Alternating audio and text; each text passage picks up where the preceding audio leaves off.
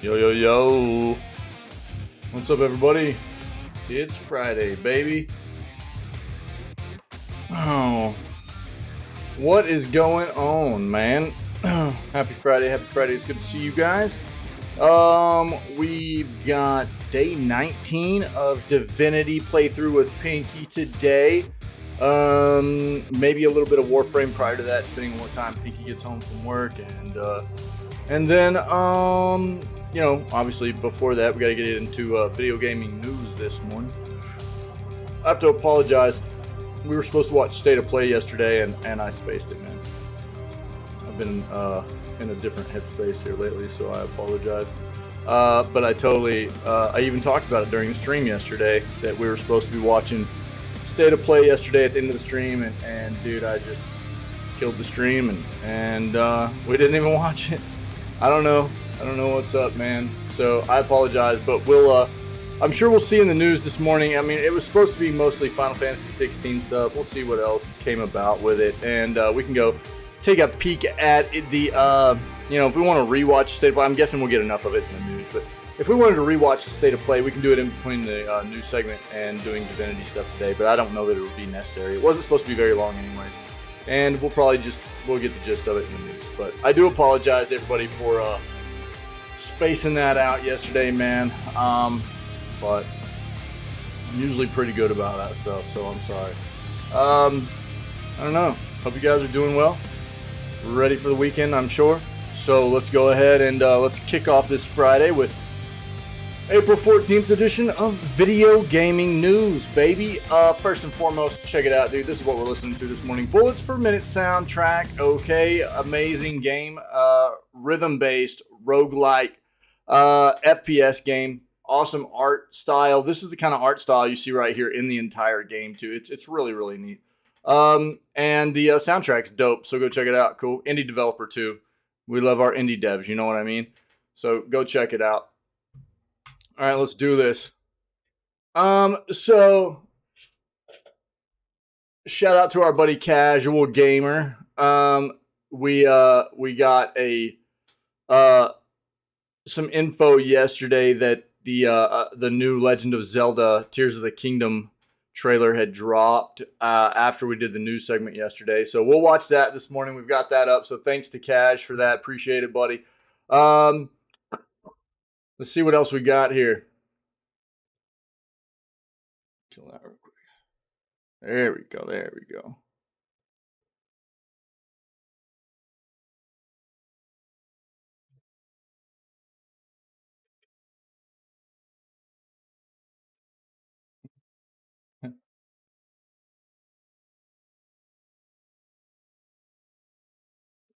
We talked about the excuse me, most recent Fanatical bundle the other day, so I'm not going to dive into it.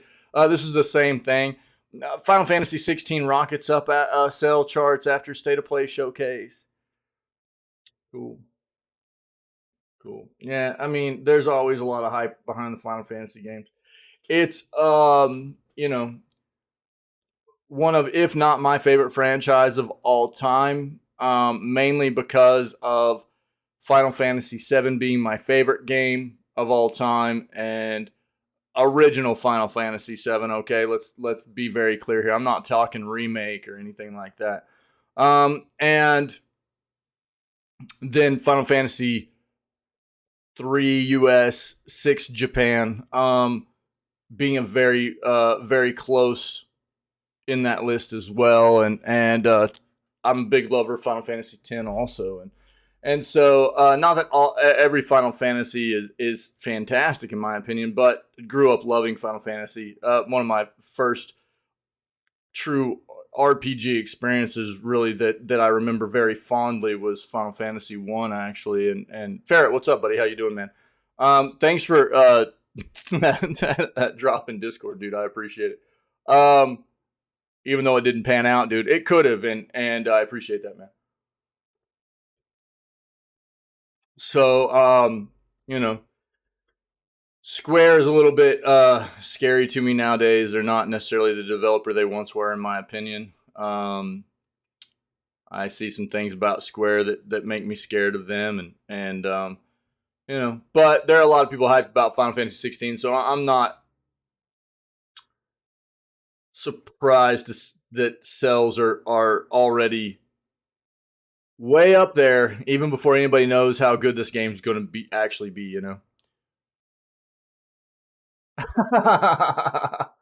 I don't even. Here's my thing. Here's my thing. When something like that happens to me with a game, it's hard for me to want to make time to go back and play it again. You know what I mean? Even if they get it to a good state again, it's hard for me to want to go back and make time to play it again. In my opinion, it's like, dude, I scheduled time to play that game initially, and they failed me. So it's hard for me to want to try and.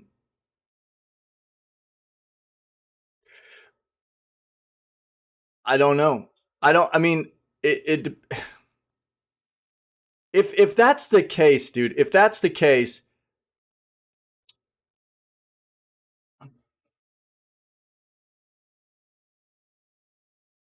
because if I remember correctly, it wasn't just NVIDIA GPUs that were having issues. It was basically all PC users across all kinds of different hardware. It wasn't like it was just NVIDIA users that were having problems, right? And ultimately, I don't remember it just being NVIDIA. Here's the case. Even if it was, that's still an indicator they did not test the game well enough before they released it, and then collaborated with NVIDIA to make sure that the drivers that were pushed out for GPUs before the game came out were ready. You know what I'm saying? It's still bad on the part of the developer to ensure that people buying a game were going to be able to play it in a functional state on release. It's still not. It's not a pass, in my opinion. It's still not a pass. Because ultimately, that responsibility still lies on the developers. That's not NVIDIA's. You know what I'm saying? If the developer has to go to NVIDIA and say, yo, we think there are issues that we need you to help us with in getting drivers pushed out to your graphics cards to help make the game run better before we ship it. You know what I'm saying? And there were drivers that came out relatively soon after Hogwarts Legacy dropped that still didn't fix anything. Because I remember updating my card. And I mean, maybe now they're finding some things about the NVIDIA drivers that were potentially the culprit or whatever, but it's still not just like it wasn't Avalanche's fault or anything. It still ultimately lies on them for not doing their due diligence on their side during testing phase to ensure that it was going to play well across all PCs. If it came down to them testing and they're like, man, this is not running on NVIDIA GPUs at all. There's something wrong. We need to figure it out with NVIDIA. It's a driver issue. Then that's what should have been done. It happens all the time. It happens all the time where new drivers get released for cards at the same time that a new game drops. Nothing got fixed, man. And so, in my opinion, they still failed. I'm absolutely open to hearing some different opinions on that take, but that's the way I see it.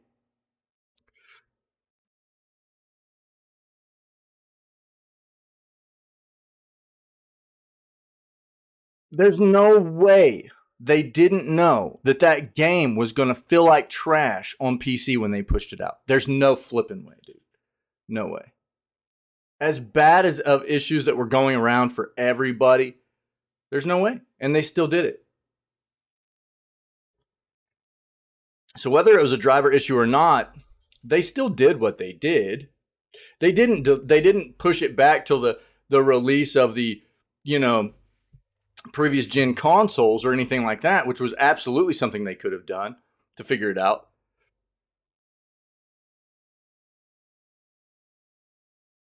Well, that's what I'm saying, though. The driver didn't come out the same exact day or anything like that. The driver came out afterwards. You know what I'm saying? Here's the deal, dude. It's like even the drivers that I had drivers from whenever the game first came out. I had drivers from 2 months before. Then I updated to a driver that was after that version, and then to the most current driver after that. None of them fixed the issues. You know what I'm saying? So I have a hard time believing that it's just an NVIDIA thing. You know what I mean? And I understand what you're saying, for sure. Yeah, you can't account for everything. Absolutely. But this seems to be more. I'm absolutely not going to give Avalanche a pass. Everything I saw in that game told me that was a console title that got ported to PC, and it was a very, very bad port. It was not optimized for PC, brother. There's no way. There's no flipping way. Not with everything I saw. There were too many indicators for me. Too many indicators. And so I'm not disregarding what you're saying at all. I think that you're absolutely right. There's always the case where there's some unforeseen circumstances where maybe a driver hits that creates some unforeseen circumstances and creates some issues in a game. But usually when that happens, it's resolved very quickly. You know what I mean? We've seen it happen. What was the latest game that happened? Oh man, was it Fortnite? Might have been Fortnite, where some NVIDIA drivers came out that really messed some stuff up. And then pretty soon after, I mean, I'm talking like real quick, they were on top of it and new NVIDIA drivers came out to fix everything. I can't remember what game it was off the top of my head. But it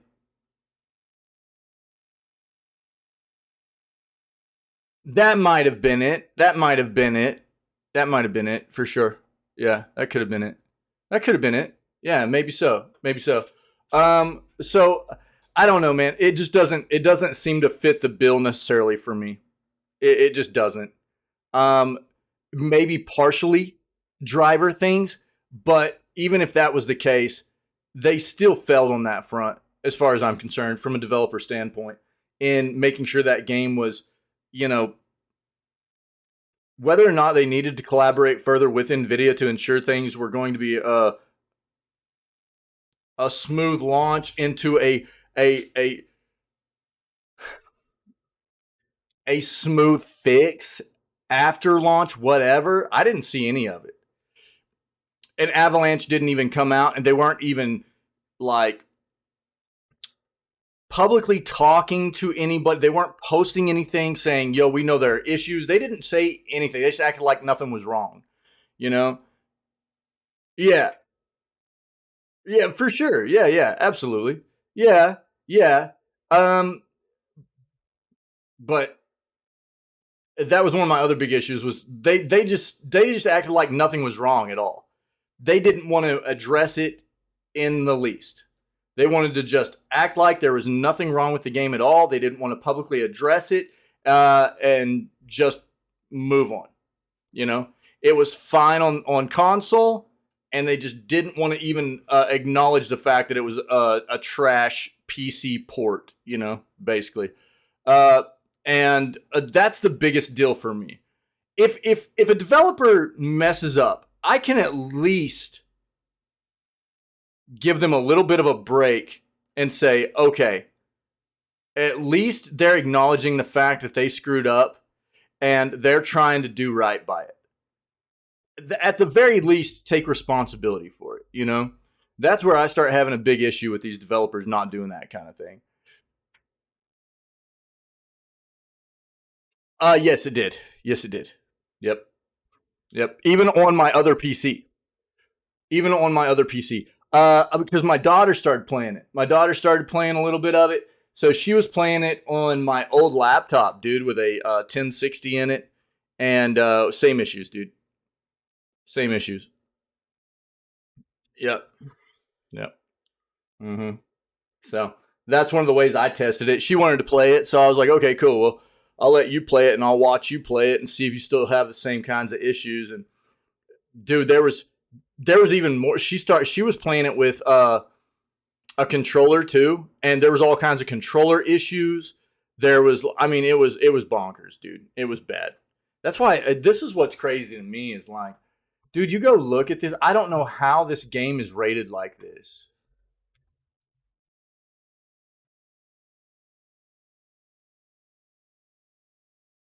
92% positive all time, dude. Are you serious?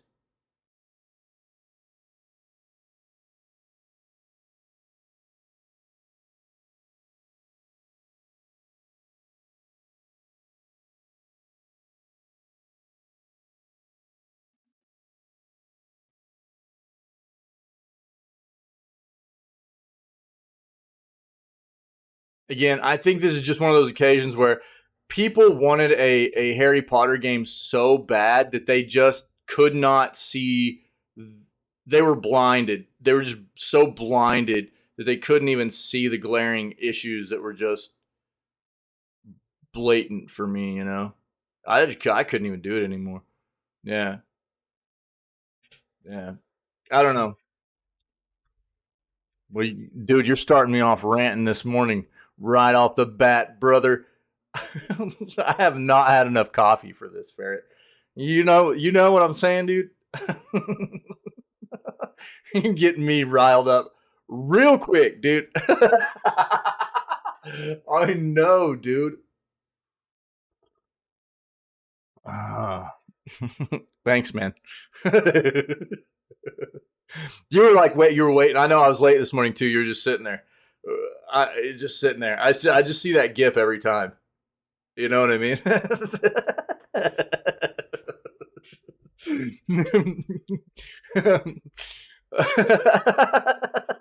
Like, I'm gonna get him. We're about to start, dude. That's funny, man. But no, I do appreciate like because obviously we're similar minded, right? Ferret, like where um we both we're tech minded individuals, so we're constantly trying to dive in and figure out how to resolve things like that, or what the underlying issue might have been, and stuff like that. So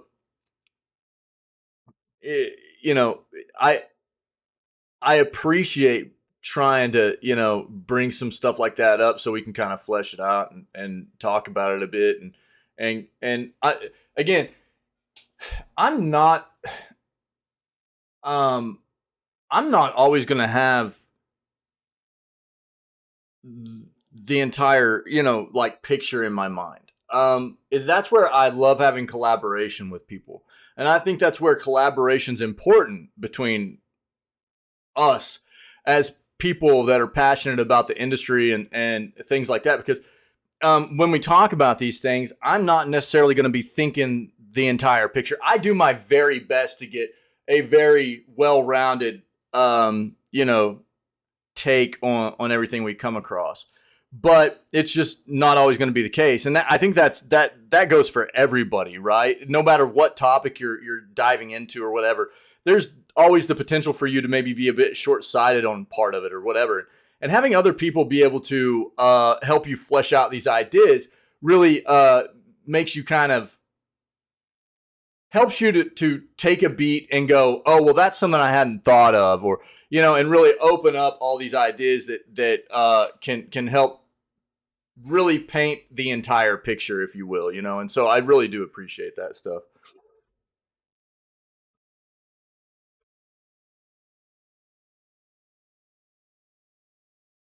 We'll pull that up. We'll talk about it.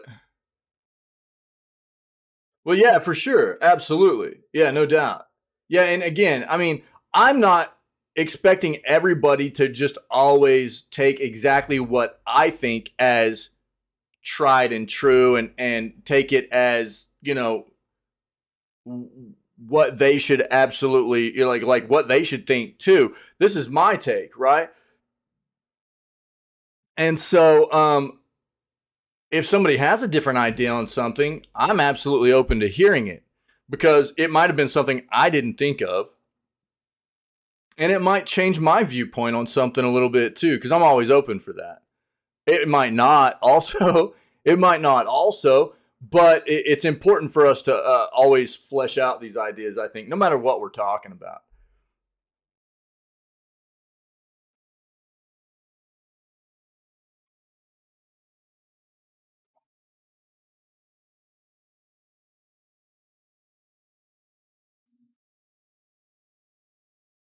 All right, man.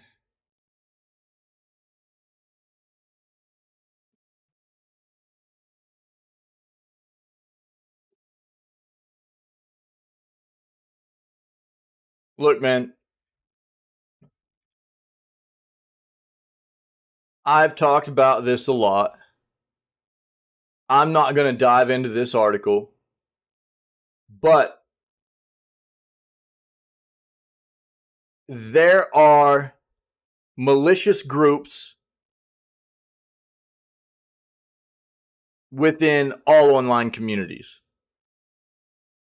Gaming, for sure. Gaming's very popular. Gaming is also something that is very, very, very in front of a lot of um, young, impressionable people. And so, therefore, it is what a lot of these groups see as the perfect spot to try and meet and potentially groom these individuals, right? So, I mean, it doesn't matter. I mean, whether you're talking about, and it doesn't necessarily just have to target youth, but quite often that's the case. Trying to target younger people, and sway their way of thinking, or even, you know, I mean, whether you're talking about, trying to push agendas or propaganda out, or even predators preying on people, I mean, all the way across, it happens all the time in online environments and online communities. And gaming inherently has a lot of that, and so there's a lot of that can happen in online communities as well. So just be vigilant, man. Be careful, be vigilant, and especially if you have loved ones in your life, young people in your life, have some kind of awareness of what they're being engaged in online, to the greatest extent that you can, to try and ensure that they're not getting involved with some bad stuff and bad people in these communities, man. That's all I can say. It's not just Russia. It's anybody that can push out bad, you know what I mean, in the world, um extremist views, or you know it can be any, and there's a lot of it, dude. We see it every day, discrimination, and extremist ideals, and things like that, all the way up through these kinds of governments infiltrating. Look, man, if you guys, traditionally, people think of war as a something that's fought on a physical battlefield. That's not really the case anymore. It still happens, but the real wars are being fought in the cyber realm, man. This is where it's happening. And if you haven't thought about that, this is where it happens on a day-to-day basis. I'm not going to get into the ins and outs of it, but it's a daily 24/7 war going on between countries and extremist groups, and I mean, it's insane. It really is.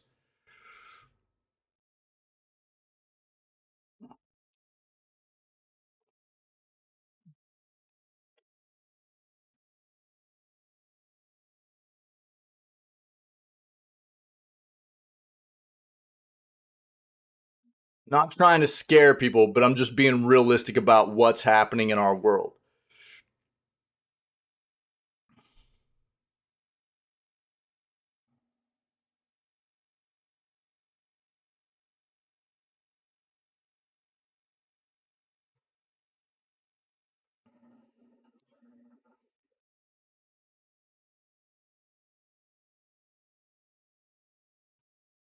To enter what? Okay, cool.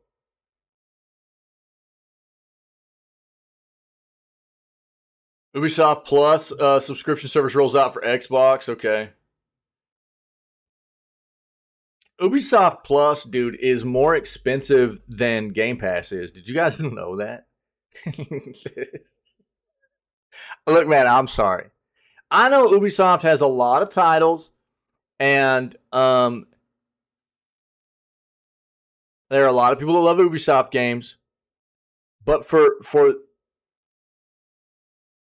Ubisoft to have a more expensive subscription service than Game Pass,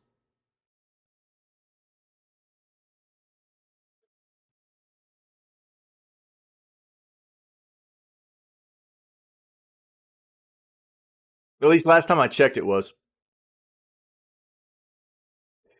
Bandai games are coming to GeForce now, but no what? Probably no From Software games, maybe. yo, yo, uh, Skull and Bones win, dude. Bro, that game's been delayed like 7 times now, 6 or 7 times. Insane, man. How insane? You know what's really crazy is like last year, like everybody actually thought it was finally going to drop, right? Everybody thought it was finally going to drop because they had that like dedicated showcase for it, and then like right after they're like, oh yeah, we're going to delay it again. Gotcha. They had this huge long showcase for that game, and then they just like they were like, yeah, it's ready, man. It's finally time to go. We're going to release it. And it was like, dude, it had already been delayed like 4 or 5 times at that point. We had this big showcase for it. And everybody was like, oh, okay, cool. Like, you guys are finally going to show us. And everybody, I think at that point, everybody was already like, this game's probably going to suck. It's been delayed too many times, you know. And then it was like, well, we're going to delay it again. Everybody's like, this game's never coming out. 1 second.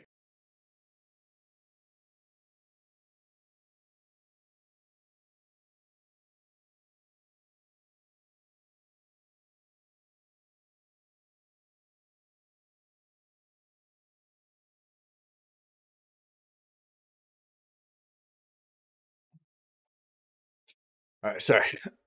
There we go. Let's get it, dude. That's one of Gabs's emotes right there. She loves those. I'll take it, dude. Did you guys get to see the bearded dragon I got to hold last weekend? Thing was so cool, dude. I put a picture of it in the pet channel of the Discord. I've been waiting to meet that thing for a while. It's my sister-in-law's. He was super chill. Yeah, dude, in the Discord. Here, I'll show you. Check it out. I'll show it off real quick.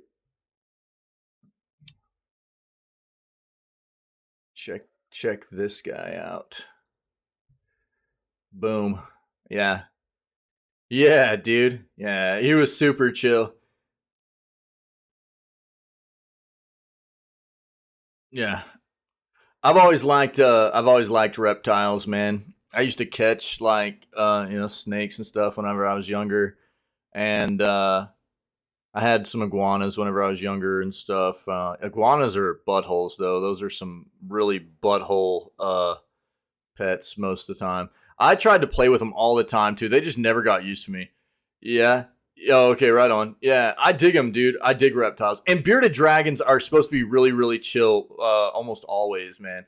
And this guy totally was. He was just like hanging out on me the entire time. And actually, my sister-in-law was like, he usually whenever we get him out, he's like ready to roll, man. He likes going all over the place, checking stuff out. Dude, she got him out and like put him on me. He was just like crawling all over me and like checking me out, and then he just hung out on my shoulder. He was just like hanging, dude. He was just, and then like at one point he like got right up in my neck, dude. I think it's because I was warm, you know what I mean? He just got right up in my neck and was just like kind of, just like chilling, like right up in my neck, dude. It might have been because I had a little bit of some spike going on. So he's like, oh, this is definitely a friend right here. I've got spikes. he's got spikes and he's warm. This guy is a friend. You know what I mean? That's probably what was happening. Generally go with most any other animal. Yeah, right on. Yeah, I've always like, I used to have a thing about spiders when I was young. Uh, oh yeah, cool, dude. Yeah, that'd be awesome.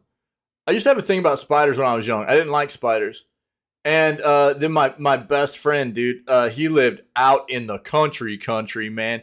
And bro, wintertime would hit, and they lived in a house that didn't have central heat and air. It was wood burning stove, dog. You know what I'm saying? Like old school, that wood burning stove and everything.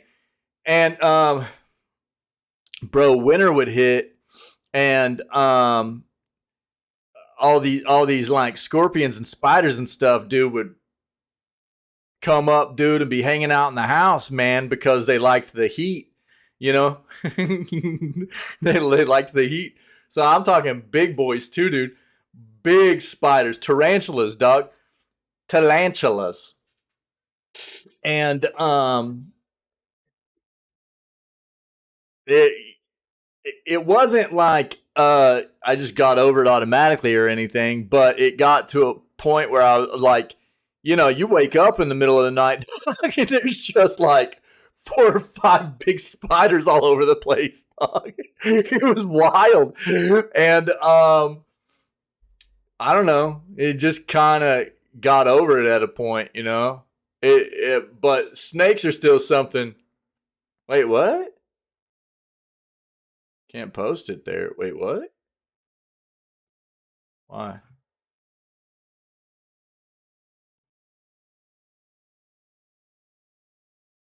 You should be able to.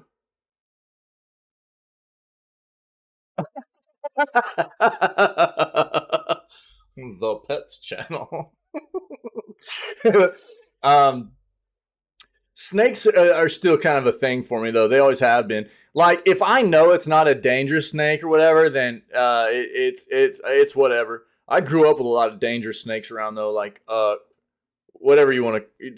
So copperheads, rattlesnakes, cottonmouths, or water moccasins, whatever you want to call them. A lot of real dangerous snakes around, and so snakes have always been a bit freaky to me. But I would catch the cooler ones like grass snakes and garter snakes and stuff like that whenever I was a kid and everything too. You got it up in there. Let's check this out. Oh, sick, dude. Yeah, boy. Yeah, that's sick, man. Nice. I like birds, dude. I like birds. Birds are neat, but dude, they a lot of times. Thanks for sharing, dude. A lot of times, birds require like a lot of interaction as a pet, especially like, and they're better off usually in like pairs or even multiples. Nice. Their tongues are wild, huh? Birds' tongues are wild. Yeah, if you guys didn't hear about this, man, I mean, this isn't gaming news, but uh, this individual, this National Guard airman, got arrested over these leaked documents. Man, apparently, what this was like, this individual had set up a basically like a big racist Discord group or whatever. It was leaking all these like uh, potential classified documents and stuff from the government. I don't know. I haven't read into it really, but not gaming news. I'm not going to dive into it here, but yeah, he got nabbed.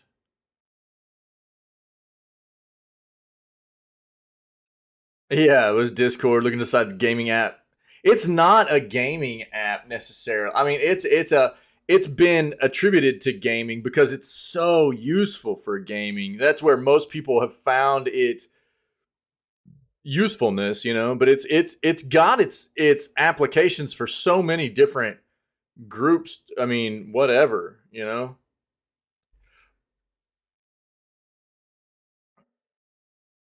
Dude, I can pull it up probably real quick and find out. Leaked Pentagon documents. Massachusetts, bro. Aerial footage. Yeah, I saw just a quick thing of the aerial footage on Imager. Aerial footage showed off officers making an arrest at Mr. Teixeira's family home in Dighton, Massachusetts.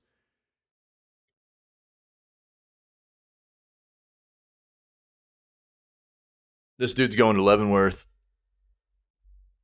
for a long time. Documents he leaked revealed intelligence about the war in Ukraine and U.S. spying on allies. I would say with what he leaked, homie's probably going to Leavenworth for a good chunk of time, dude. I'm gonna get. That's not gaming news, dude. I'm gonna stay away from it. I don't want to get off on something that's not really in our basket here.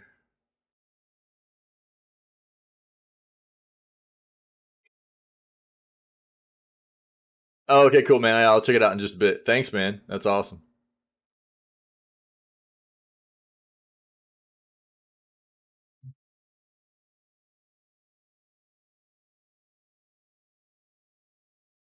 Didn't we already know June 11th? Oh, June 10th for future game show. Okay. Okay, cool. Take a peek at that.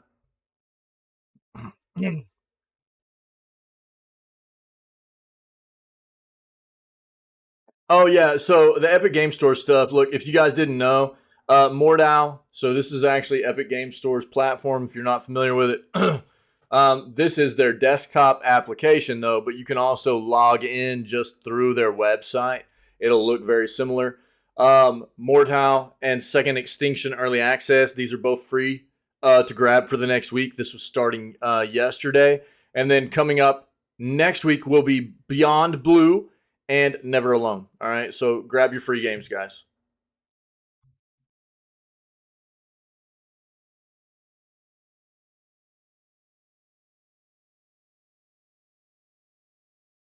NVIDIA enhances mid-range video gaming chip with AI. Let's take a look at that.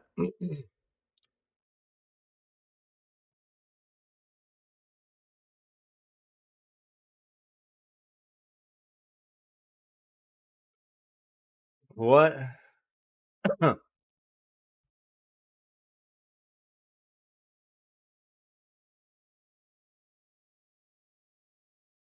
Looks like Lil Wayne is hosting Capcom's final showcase on 420.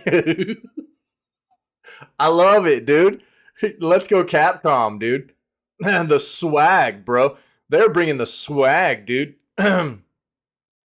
Bringing in Lil Wayne on 420, dude, for the final showcase for Street Fighter 6, man, before its release. I love this, Doug. What? Bro, we got to take a look at that. And we'll watch that. We'll watch that. Oh, no way, dude. Kill the Justice League got delayed again?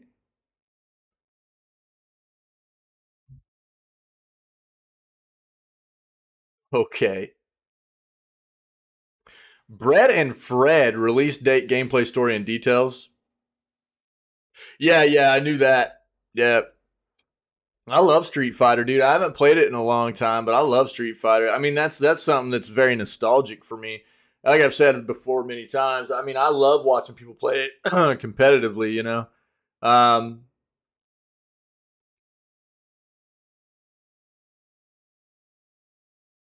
it's really impressive. Um, to watch some of these guys play those games and the amount of knowledge they have. Just, I mean, it's very detailed. It's very detailed. Yeah, I mean, dude, that's where, dude, I haven't really owned Street Fighter since back in the Super days either, but I've kind of kept up with it just because it's, I've always liked it because of that, and watching it competitively be played is something I've always enjoyed. So I like watching some. Oh, what the crap! My bad. Okay, we're good. We're good. Um, watching it be played competitively at a high level is really, really enjoyable to me. I like it a lot.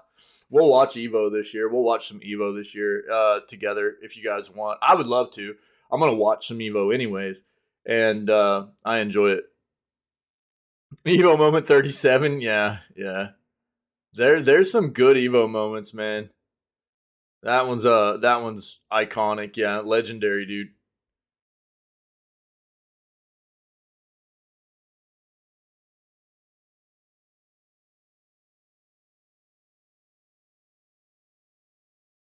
Yeah, we talked about this.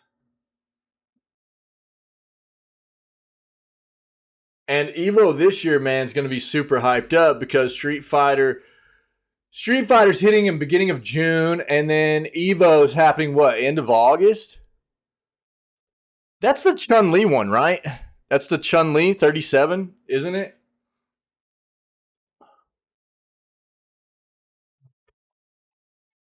Um, so Evo, I think happens. Yeah, Daigo and Justin Wong. Yeah, yeah. Uh, yeah, that was insane, dude. I haven't watched it in a long time though. I need to go back and refresh. Um,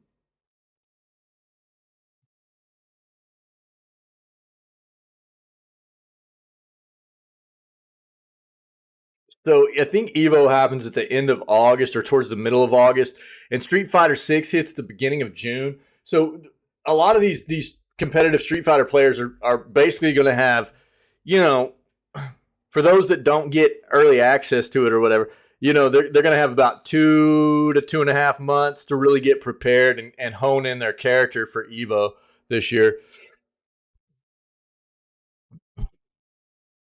Yeah, yeah, yeah, yeah. That's still it's like the most memorable part of it, right? It's not even like who won or whatever. It's just that that flipping match. Yeah, it's gnarly. Yeah, I mean, dude, it's so crazy. That's the thing about the competitive side of these. And I mean, you're talking about a couple of guys right there that have been playing these games competitively for a very long time, and those guys, you know, that play these games competitively for a long time, and they're always in. They even if they seem like they're down, dude, you cannot count them out. Um, that's one of those things that the more you watch competitive fighting, you'll come to understand is that even if things look dire in a situation, bro, the amount of talent that some of these guys have is insane, and the things they can pull off is incredibly just. It's like mesmerizing, dude. It's kind of flabbergasting, like what they can pull off to kind of turn a match around. It's really nuts. Obviously, even at the upper echelon of what you would consider the competitive players, there's still a tier up there, and it doesn't always work out. It's not, usually if you're down, you're at a huge disadvantage, but it doesn't mean that they're out either. It's crazy. Oh yeah, for sure. Yeah, no doubt, dude. Yeah. We talked about Fireteam Elite coming to Switch at the end of the month. That's cool.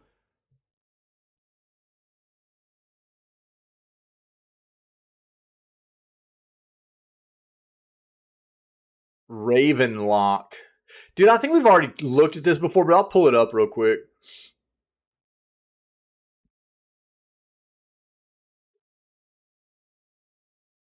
Former Call of Duty director says his new Magic FPS is what? Not fantasy Call of Duty. Dude, we have to start calling it that. We have to start calling it that because, dude, I love this. I love this. Um, it's not fantasy Call of Duty. I love whenever I see these quotes. I love whenever I see these quotes. It makes me feel like that's what they're doing. It's not fantasy Call of Duty. Like they're kind of like whining and crying about it. you know. So then it just makes me want to call it that, anyways.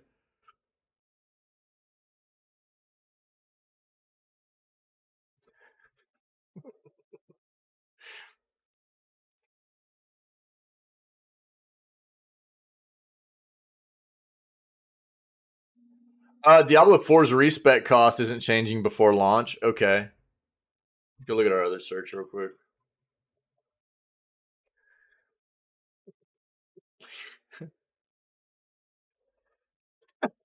Excuse me.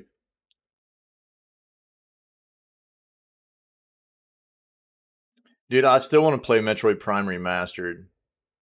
And I know I need to play Dread too. Yeah, so look, if you're not aware, I'm not diving into this. We'll see more about this as we get closer to EA Sports FC. Actually coming out for the new EA football slash soccer game, whatever you want to call it. This is because EA and FIFA no longer are collaborating for FIFA games, right? So FIFA has now. I hate FIFA. God, they are such a scummy organization, dude. The more I find out about FIFA, the more gross they appear to be. So no, I'm not gonna rant, but I'm gonna kind of try to keep this short for everybody that doesn't know, though. FIFA is going to be. They've already started collaborating with other developers now. Apparently, they're making a number of alternate NFT blockchain Web3 based FIFA games. We haven't really seen what those are going to be like yet.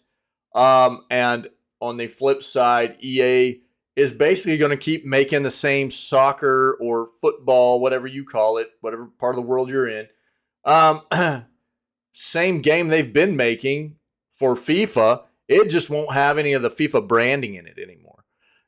But ultimately, most other things are still going to be the same in it. So, but it'll be called EA Sports FC now moving forward. So don't you fret, everybody. You'll still be able to get all your loot boxes in there. Don't you worry about that, all right? Don't you worry. It'll still come with your EA controller that you'll have to insert your credit card in before you can actually boot up the game. Don't you worry about that. All right.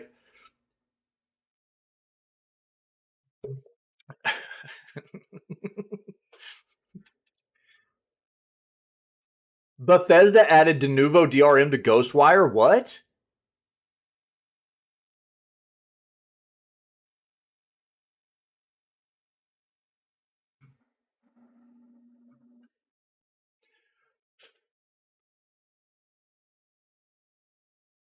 Why? Because it's getting ready to hit Xbox?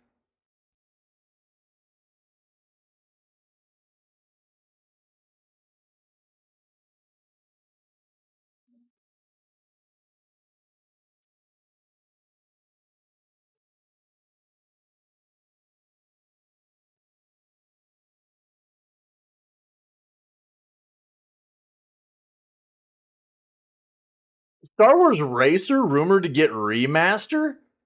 Oh, it's a remaster though, not a remake, dude. This game needs to be remade, bro, not remastered, man.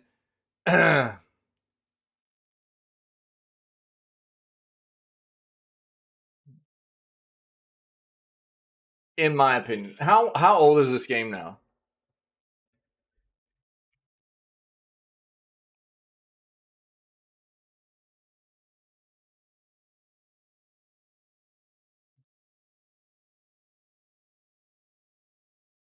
1999, dude. Just a rumor anyways. Yeah. I mean, here's what I'll say. But this is a game a lot of people enjoyed, it was pretty cool. And pod racing around and stuff. Uh but I would much rather see a game like this be remade. Here's the thing. One of the reasons they might not be doing this is because check it out. I've actually gotten what is the name of this game? Let me find this real quick. I've got a game on my wish list that is very similar to like a pod racing game that's going to be coming out, like modern. Let's see this. Where is this? Let's find it. Check this. Death Grip, dude. Check this out. This is it.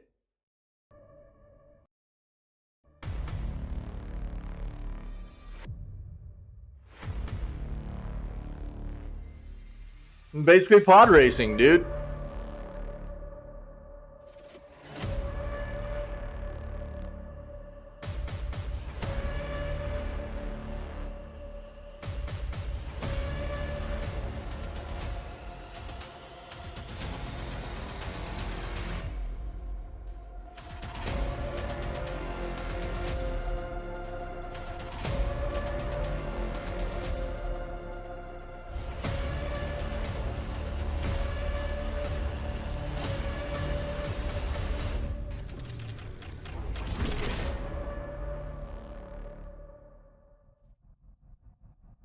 The problem with these types of games is that, like,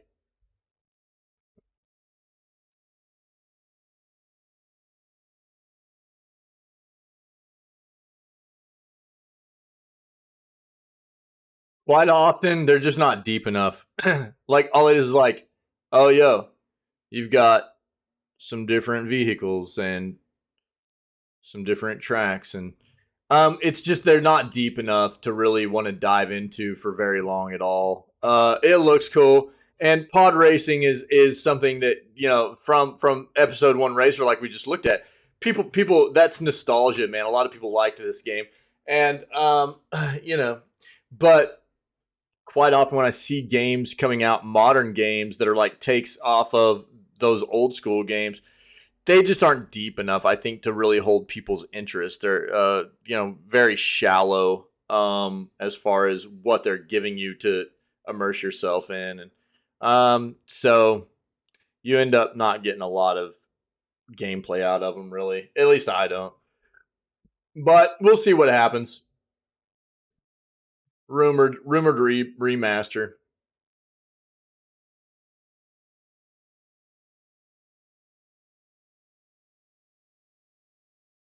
Got that up.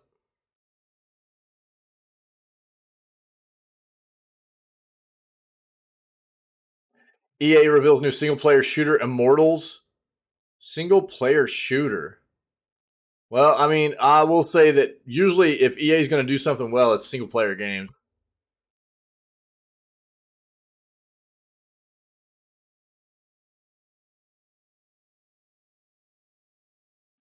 All right, Lord of the Rings Gollum is officially gone gold. That means this game is set to. They're boxing it up. They're printing it up, physical copies. They're ready to ship this thing.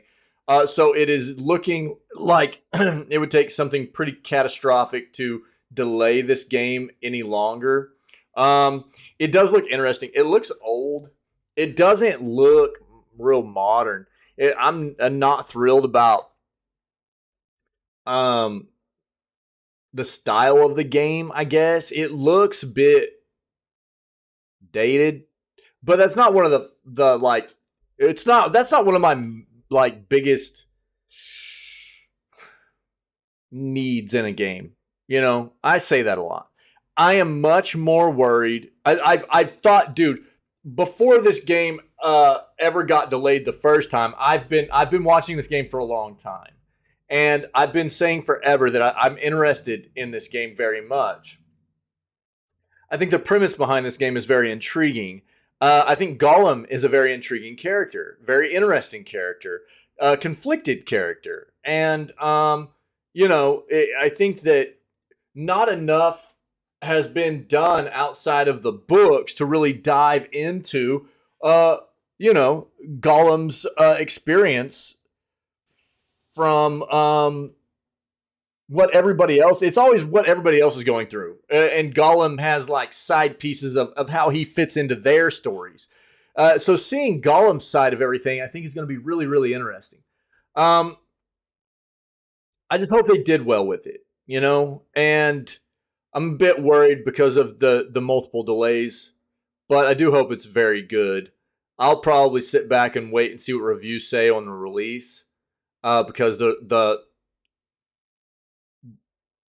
couple to few delays it's had has me a bit worried. But it does look cool. It does look cool. Premise wise and everything. Yeah. Yeah, stealth games are dope, dude. I agree. I think they're very cool. Yeah. So it has gone gold. What's the date on this again? 25th May, PC, PS4, PS5, Xbox One, Xbox Series X and S. Gold. It's gone gold. So it would take something very, very drastic for it to not actually release on May 25th. All right. There you go.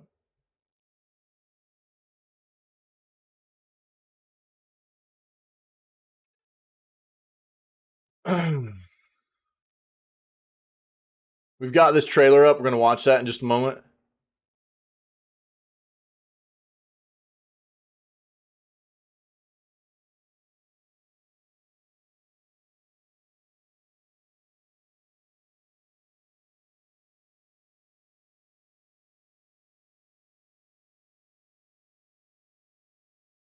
Oh, SGDQ 2023 kicks off next month. Dude, let's go. All right.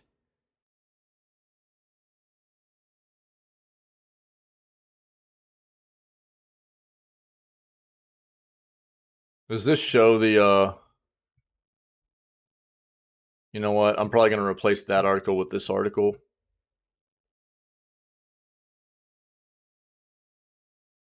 Yeah. Yeah, let's get rid of this. Dude, I love GDQ as well. I've been a fan of GDQ for a long time, and I promote the crap out of them all the time, especially around their their events and stuff. What a great organization. Yeah, they're fantastic, man. All right, let's stick with this. Let's dive in here. So I do apologize. Look, I said this earlier at the beginning of the stream. I have to apologize to everybody because we were supposed to watch State of Play yesterday, and I just spaced it, dude. A bit of a weird headspace for me here lately, and I just I kind of blanked it. We gamed all the way until like when the State of Play would have been starting, and dude, I just hopped off. I don't know. We knew that the State of Play was just going to be mainly Final Fantasy 16 stuff. But I did plan on watching it yesterday, and so I have to apologize to everybody. I told everybody we would watch it, and then I just totally blanked it, dude, and shut the stream down. So I do apologize. The recent PlayStation State of Play, which happened yesterday, was showing off Final Fantasy 16's combat, characters, and world. Let's just take a peek, dude. Let's just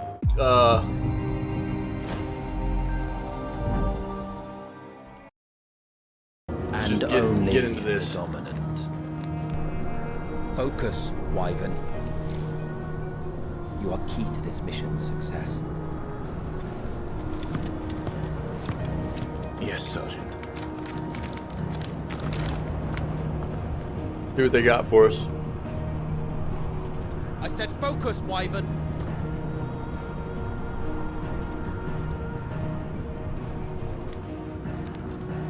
Home sweet home.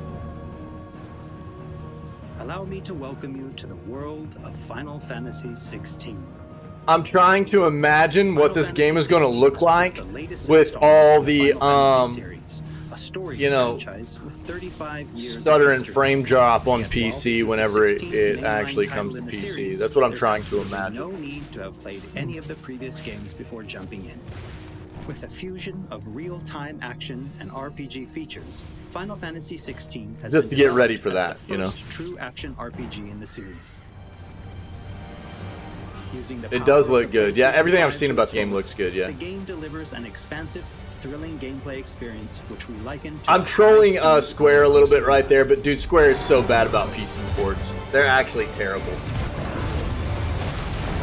Like, historically renowned for just being terribly bad at porting their games to PC, which mauls me out so very badly. And then they don't fix it either.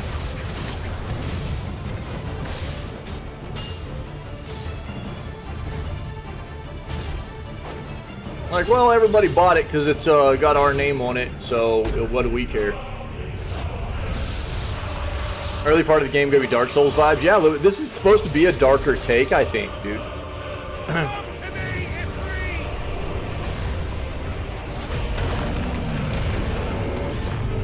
Oh, that's dope, dude.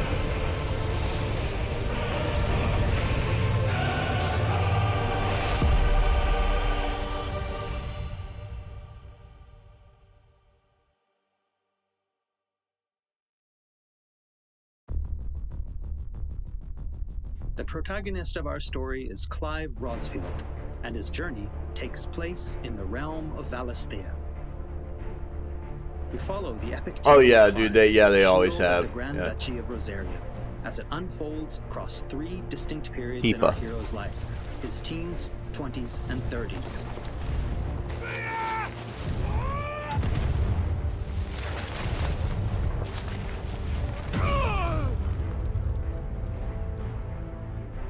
While the story begins with Clive in his 20s, a fully playable flashback will allow you to experience the pivotal events that shaped his past and present.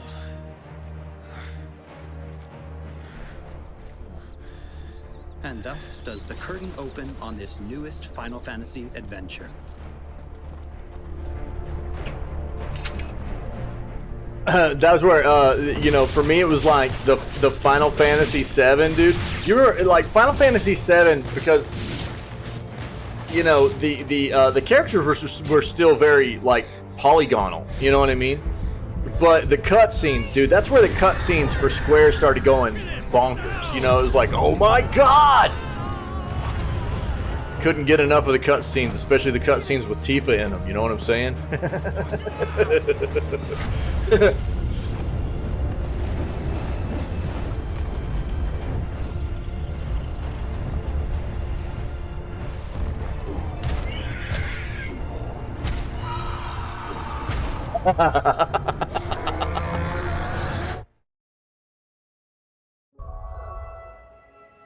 Yeah, it was. Spirits Within was good. Was great animation, dude. It really was. Navigation in Final Fantasy XVI is driven via a world map, with locations being added and updated as players progress through the main narrative. The world map can be opened at any time, allowing players access to all manner of locations across Valisthea. Yeah. Yep. Here, players will meet new friends, encounter formidable foes, and uncover great and wondrous mysteries. Yep.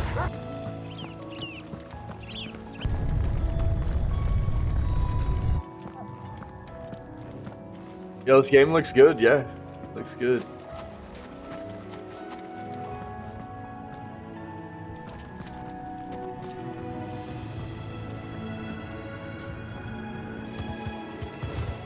Chocobos.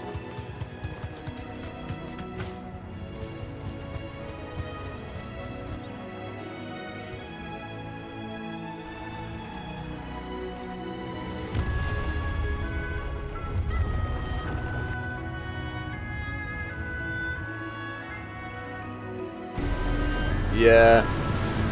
I really don't think we're probably going to see this game until a couple of years later, dude. On PC anyways. Next, I'd like to talk about the combat of Final Fantasy XVI. Because the way he walks or what? Battles in the game take place in real time and are not turn-based. As Clive progresses through the story, he will learn a wide array of exciting abilities from the icons that he encounters. Mount over his right shoulder. Oh, yeah, Take yeah. a moment to admire Clive. Oh, in action. yeah, I see it now, yeah.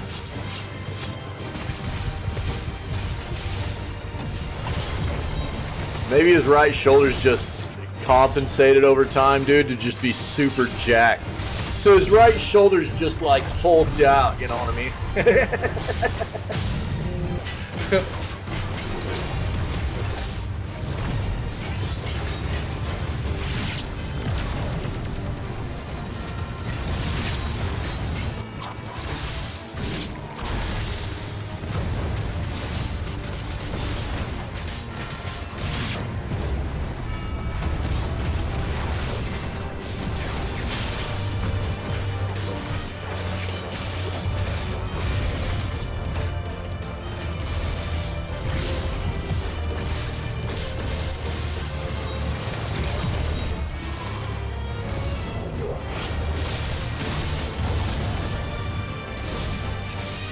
So the thing that I'm really interested in is like a big focus of this game is supposed to be on the summons, right? Or what do they call them in this game? Not are they icons? I think, but it's like EIOCONS or something like that. It's like it's spelled something. I don't even know if I'm saying it correctly, but it looks like it would be pronounced like E-icons or icons or something. And that's what the summons are. But you're like battling other icons when you take the form of an icon and stuff like that. The abilities that oh, for real? Have unique characteristics. Yeah, dude, I need to play through 15 as well. I never played through all of it, man. I got through part of it and then I got busy and put it down and never picked it back up. Upgrade existing. I liked it though. Can't decide which iconic ability to unlock or upgrade? No problem. You can let the game choose for you.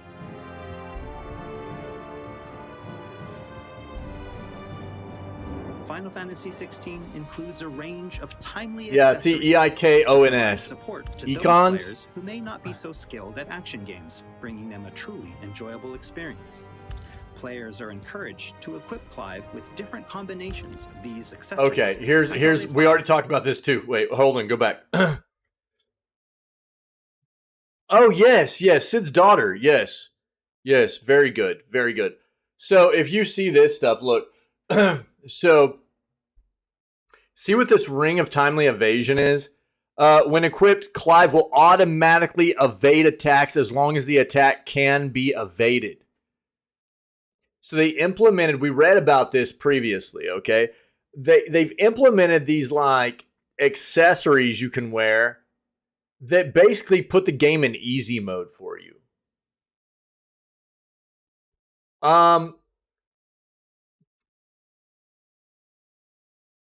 And there are other ones like timely focus, timely strikes, timely assistance, timely healing, badge of metal. So these timely ones from what I've read are basically putting the game in a very, very easy mode where it like basically makes things very automatic to where you're like auto healing, auto like perfect strikes. I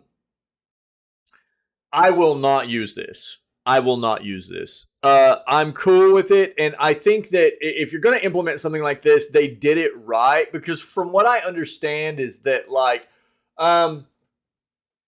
if you have any of this stuff equipped, for one, so this game has, like, a leaderboard system for, like, points and things like that, so there's, like, an online mechanic of it where they're letting people compete for, like, end-game stuff, where you're going to be doing, like, probably a lot of min-maxing for the characters and competing for like these like I think kind of endless battle situations and stuff like that.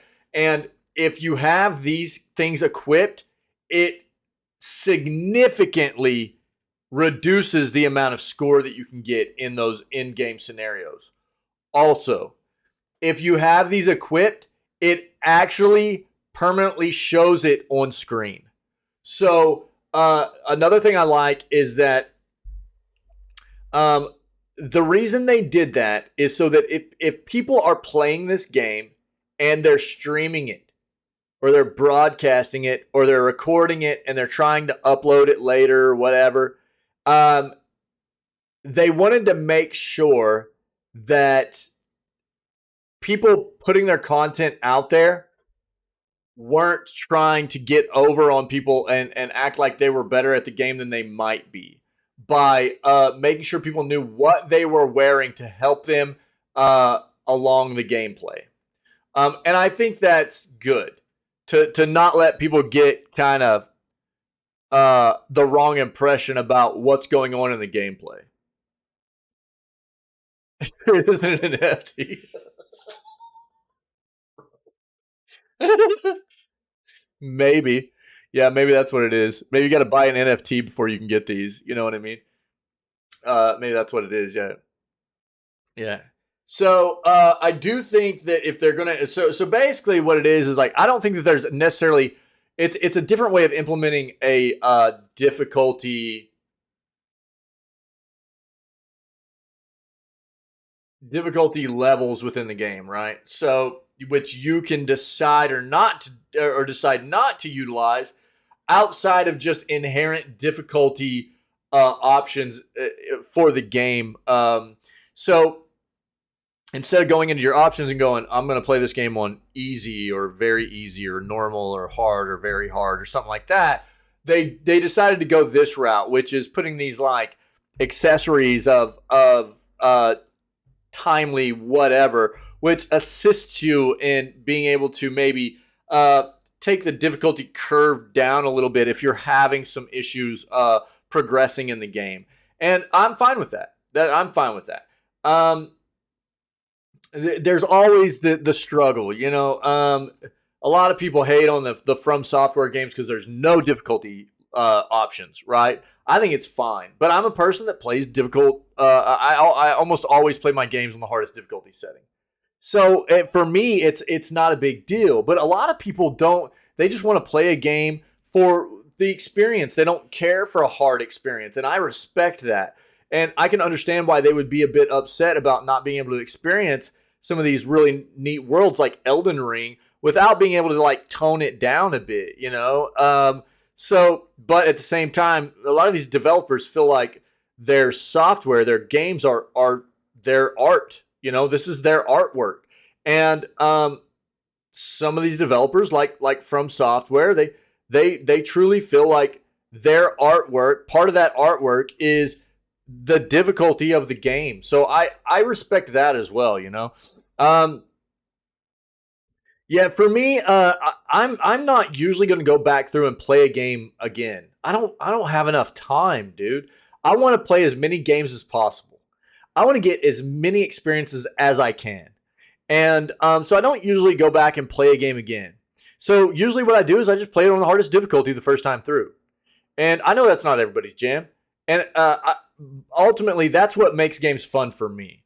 And that's all I can do is prompt people to do whatever helps you to have the most amount of fun you can have in a video game. Because that's what games are supposed to be for us, right?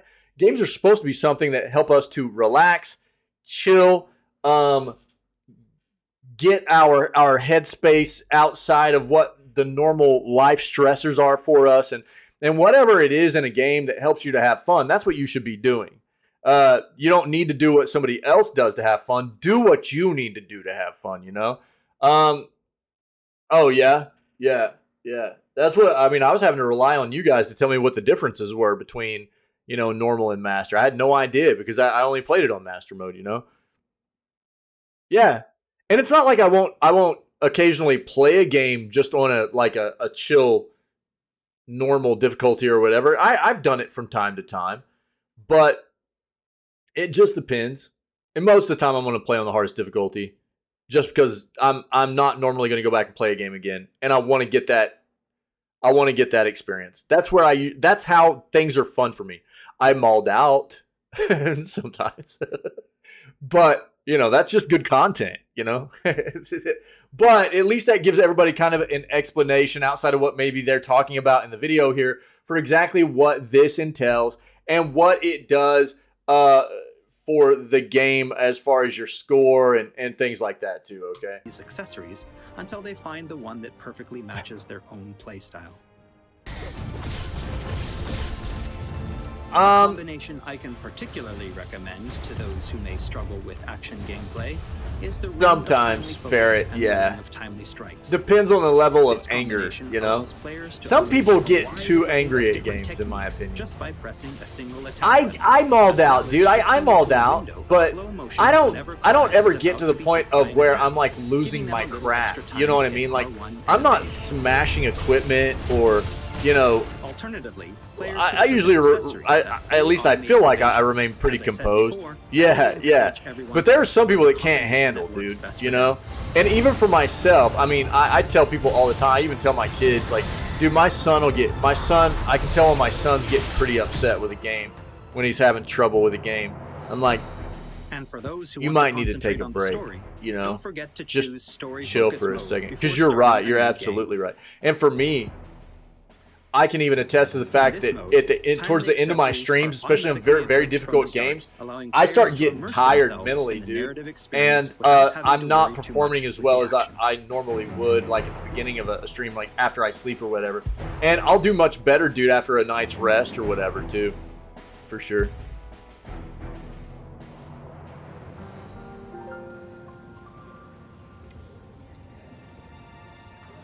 Clive will meet many characters along his journey who will join him as friends and allies. Moogle. This place. These are fallen ruins. Well, God, I loved Mog, dude, in Final Fantasy keeps the black from our lungs. 3-6. Without magic. Sidolphus, who becomes a mentor to Clive.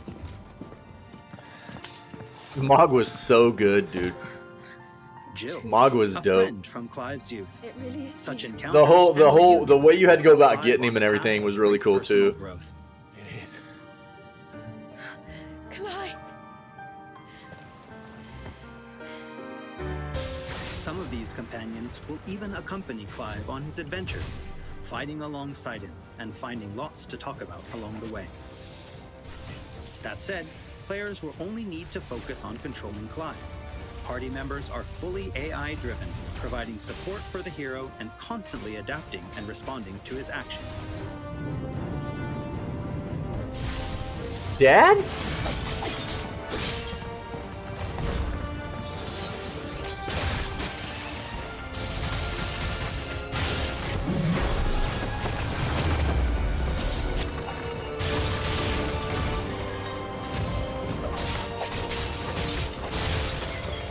Poor kitty. Spicy. Oh, baby. Here we go. Come on. Let's see these icons, dude. Yeah, isn't it incredible, dude? It's really wild, A man. smart, strong, and fiercely loyal hound, Torval is always by Clive's side and willing to Minotaur, I thought that was a stand by wick in case at of first, whatever dude. cruel fate may I befall didn't see them. his head. Torval will act of his own accord, but players can also give him direct commands. So that's the same kind of jam that was going on in like Final Fantasy 15, yeah. Just Like the don't whole, forget to give this good boy some treats. what do they call it? I every can't now and then. remember. Goots, get her upstairs. But none will. Don't fret about Karen. I've taken care of her Is feet. that Hodor? All of it. She's the best healer this side of the belt. You've nothing to worry about. No, it was Ho-Chair. Have a look around. I'll be my soul. After progressing somewhat through the game, Clive will gain access to Sid's hideaway. Yeah, I did. Yeah. I mean, dude, I think you said you've never played God of War, 2018's God of War, right? Here in the hideaway, Clive will find Yeah. a shop where he can purchase new weapons, armor, and consumables such as potions. Brother, I'm telling you, Well, the amount of highly detail in that skilled game blacksmith is works the hideaway's forge, outstanding. bring in materials to craft You play through a lot of gear snowy or areas and existing stuff, items. and the snow After snow upgrading your physics equipment, and like your unlock new footprints, the way, abilities. because it'll Try be like accessing the Erectus just totally zone. untouched snow, and as you walk through it and fight through it and stuff, it doesn't go like it Players just can enter a everything gets virtual altered, training area and it outside stays the that way, bounds of dude, and time it and looks space, where amazing, they are dude. free to It refine is and so practice flipping combos good, of dude. their That game very is own. so good, man.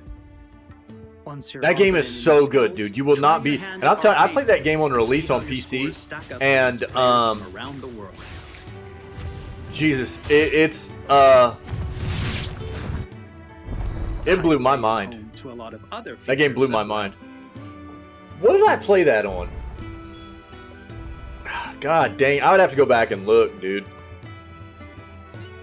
I feel like maybe Not I only will chilled out players and played that discover with a variety of controller. Side quests here, but they can also view information on quests At the offered same all time, around Valisthea. I'm not sure, because quite often I almost always play keyboard and mouse, dude. So, but occasionally I'll take like a chill, like, playthrough just to like sit back and play with a controller sometimes. And All right, I don't know, Clive. maybe I did use keyboard and Still busy mouse. saving I can't the remember, world? dude. I'll have to go back and look. Mid. When did he I'd have get to go back? pull up the playthrough and take a look at what I did.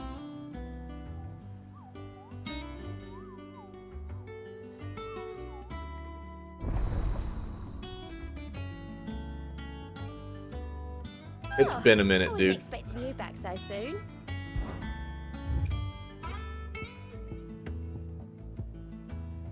I mean, usually 80 to 85% of my playthroughs are going to be keyboard and Visit the mouse, you hunt know, board so. to gain information on elite marks, fearsome foes lurking about the realm in desperate need of slaying. The Moogle will be your guide.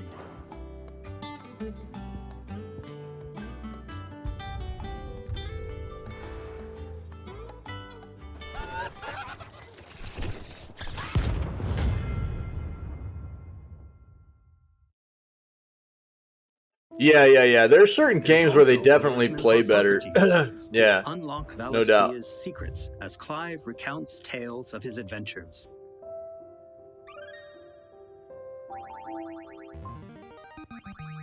I have quite the find for you today. You wish to study the tomes? Yo, where's the mini fishing and card game at, though? Here for another of my lectures. And Vivian Ninetails. We need those a mini scholar games, and dude. strategist Dude, that who was the more only than thing I happy to liked about explain to Final Clive Fantasy the VIII, current actually. state of the realm I thought Final and provide Fantasy VIII was information terrible. on key players. I was not a All fan of kinds Final Fantasy interactions VIII. and features in the But highway to help Final players Fantasy VIII get had a more sick enjoyment mini out game of their in it, time this with like Final card Fantasy game. 16. I loved it. Clive.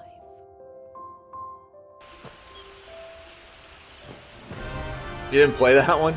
You didn't miss anything. Final Fantasy VIII wasn't very good, dude, I didn't think. To each their own. But, I mean, it was pretty disappointing after Final Fantasy VII. For me, anyways. Oh, let's go, dude. Yeah. Final Fantasy VII being, like, such an amazing experience for me, obviously. And then going and playing Final Fantasy VIII, it was just, like, a huge disappointment. I was like, what were they thinking? Like, what happened? But the mini game in 8 was amazing, dude. It was so good. Is that a basilisk? What is that?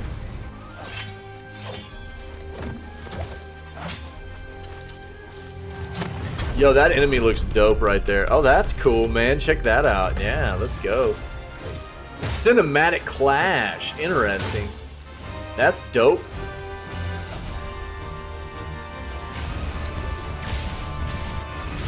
Playing on the FF8? Yeah. Yeah. What's up, Reject? What's up, dude? He will, of course, clash with the dominants who wield It the just power wasn't of for the me, dude. icons. The mini game in FF8 was amazing, though, dude.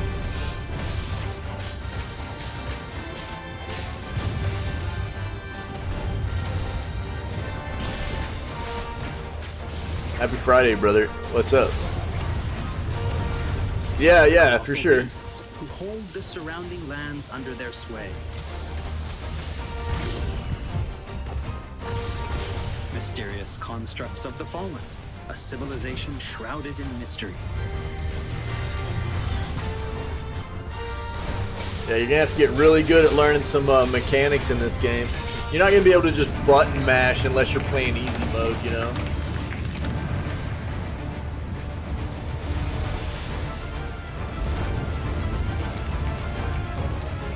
Yeah, fair.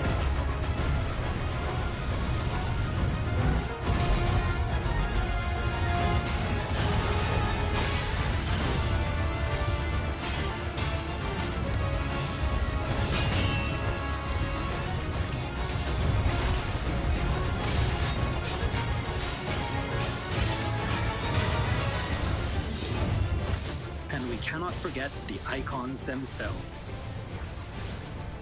It is what I'm talking about. Unparalleled real-time action combat as Clive That's takes supposed. command That's. of the I can iconic only class, assume that's forcing supposed to his be veins Ifrit, and dog. shatters his very limits.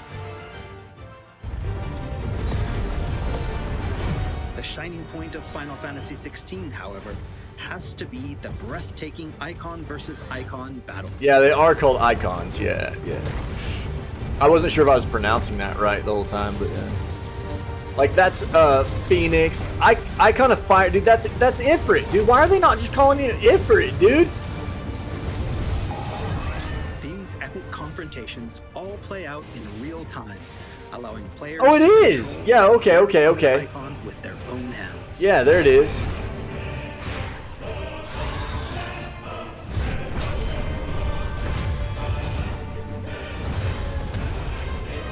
Battles differ depending What about on the Anima? icon Do we have itself, Anima? and There's every Ramah. showdown is unique. That's Right Ramah, down to right? gameplay. Players will experience everything from a 3D scrolling shooter to a heavyweight wrestling match with devastating attacks Bahamut, that dude. encompass the entire Let's go. battlefield.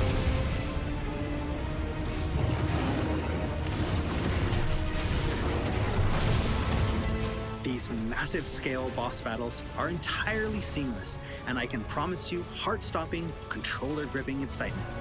I can't wait for you to get your hands on the game for yourself. Titan. See, I'm hoping they have Anima, dude. I want to see Anima. That was my favorite, dude. From Final Fantasy X, they had Anima summon, dude, and it was so, like, dark and evil looking, man. I loved it. Nice trick.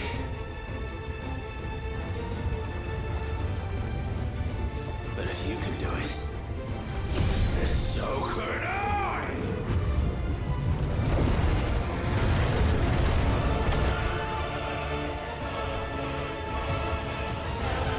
Yeah, fair, yeah. Odin, oh, dude, Odin was dope. Yeah, Odin wasn't in very many either, right? Was Odin only in, God, which one was Odin in? He's only been in like a couple, hasn't he?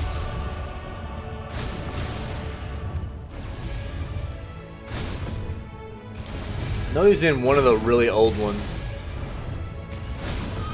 Was it like 2? Was Odin in 6? Was he? Okay.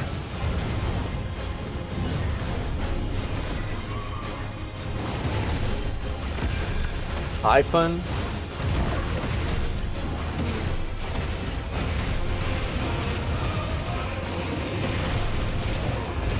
Yeah, Anima was like my favorite summon in Final Fantasy X, man. It was so, like, gnarly. He'd like come out of this like hole in the ground and be like all like chained up and like crazy looking. It was wild, man. I loved Anima.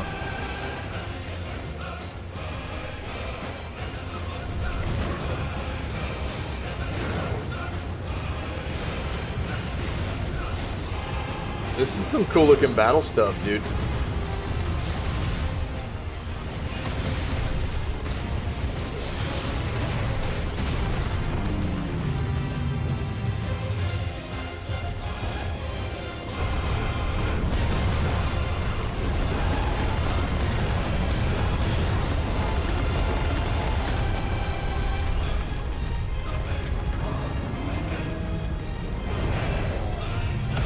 Oh. Oh, yeah. Oh, okay, yeah. Odin could become a Raiden in FF6, and yeah, Odin was in FF7. Yeah, okay, dude, yeah. Jesus. I've forgotten all about that. Jesus, look at that damage number. Holy crap. So everyone, what did you think? Thank you for taking the time to Okay, so let me pull up something else and let's talk about something else here real quick. That looked very cool, and I apologize for not having this up, for not watching it live yesterday. It just totally slipped my mind, man. So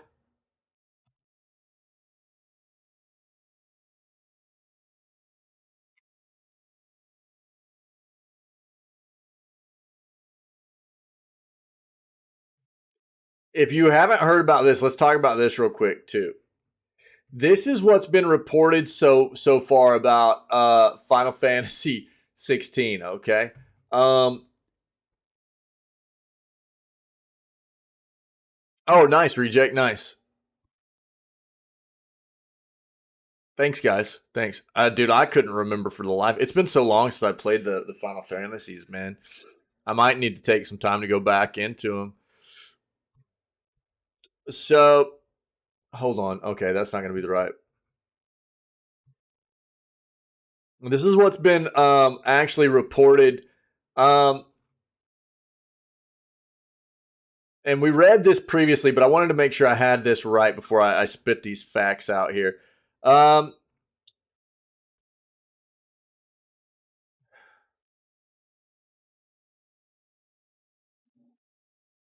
where are they saying that at?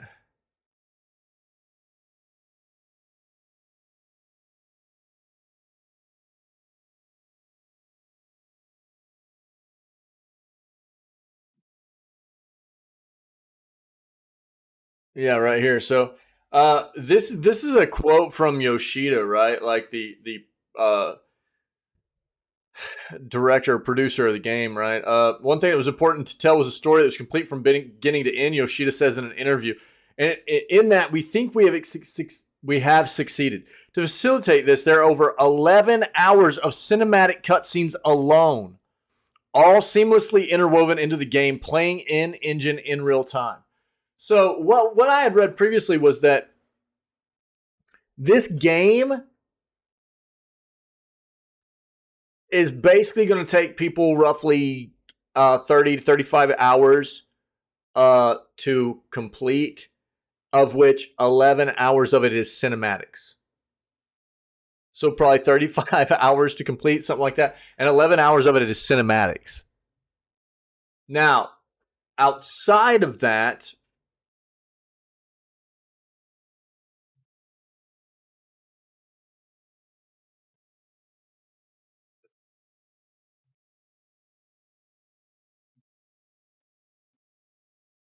apparently there's like in-game content you can continue to dive into, and but just for like the story part of the game and stuff, right? Yeah, so 11 hours of cutscenes alone, which is longer than the whole Lord of the Rings trilogy. um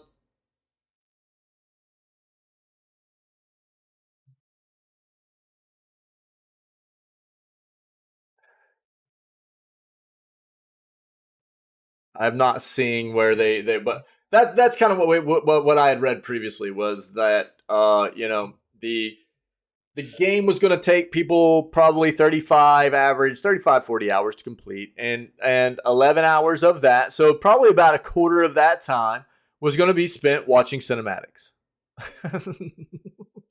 But I mean, you know, the cinematics looked good, but I don't know how everybody's going to feel about that. And at least, you know, they've already touted that like there's a good amount of in-game or end-game grinding content that will allow you to, you know, continue to enjoy the game, pursue additional content, things like that. So extended versions, true. That is true, Ferret. Yeah. So closer to being on par with you know, the extended versions of the trilogy if you want to go that route.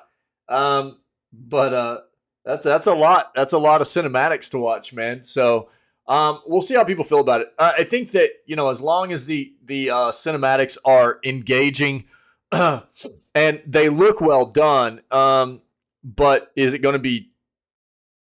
Are people going to feel like the cinematics are is it too much? You know, or was it well done? We'll find out soon enough, I think. But I think that's something that people need to know. You need to be ready for that if you're going to be playing that game. Know that you're going to be watching a lot of cinematics. Yeah, we're going to watch that next, actually. Yep, we'll watch that right now. Yep. That's what I had planned on doing, actually. So now that we've seen Final Fantasy 16 trailer from yesterday's PlayStation State of Play showcase, we will watch the Tears of the Kingdom trailer that came out yesterday late morning, okay? And we'll see what they have to show here. Then we'll get into the rest of our news stuff.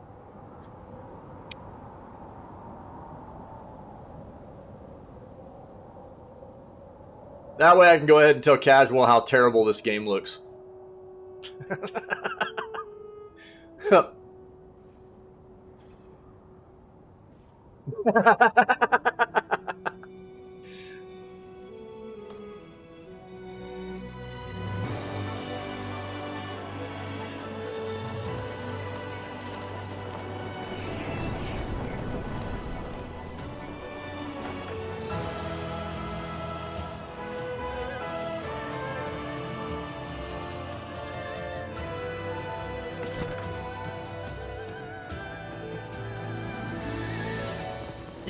This is my thing, though.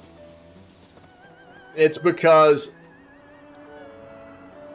you know, I talk a lot about people that get into this mode of just being so flippin' diehard they can't see issues quite often. I feel like Cash fits that mold sometimes with the Zelda stuff. It's like the entire time I was playing Breath of the Wild, you know, I was talking about some of the issues that I saw. Even though I really enjoyed the game, man, the game was a lot of fun. There were things about it that were not done really well. Like a lot of the quality of life was actually pretty terrible in the game. And that, you know, we've talked about it a lot, just with like the combat mechanics and stuff. It was not super intuitive. And I feel like Cash has a hard time admitting those facts, just because he's such a diehard Zelda fan, you know. Zelda. And so it's kind of easy to get in there on him with that kind of stuff, you know. Our last line of defense. No, you aren't getting a Ganondorf game. I'll always push for the villain games, dude. Link. But Cash makes a lot of good points too. He does. I mean, you know, so not for nothing. I mean, Cash makes a lot of good points, and you know, I enjoy talking with him about the games and stuff like that too. So, and I mean, dude, the Legend of Zelda games are renowned and iconic, and dude, I mean, they've been from my youth. They're a big part of my youth. I got away from these games for a very long time, so I can do.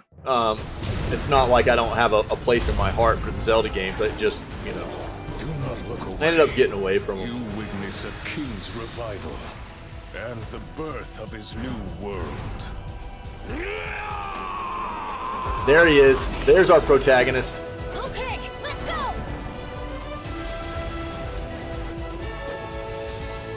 But you are not alone. Link. Oh, is he? I didn't even realize that. What? Final hope. So he's just an ambi boy, huh? He's just ambidextrous.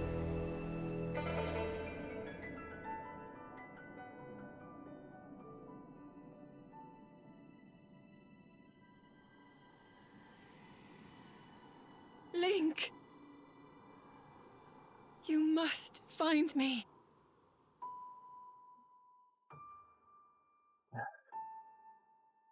Buy it now for $70 plus DLC in 2 months for $40. Then buy it all again in a year for the next console.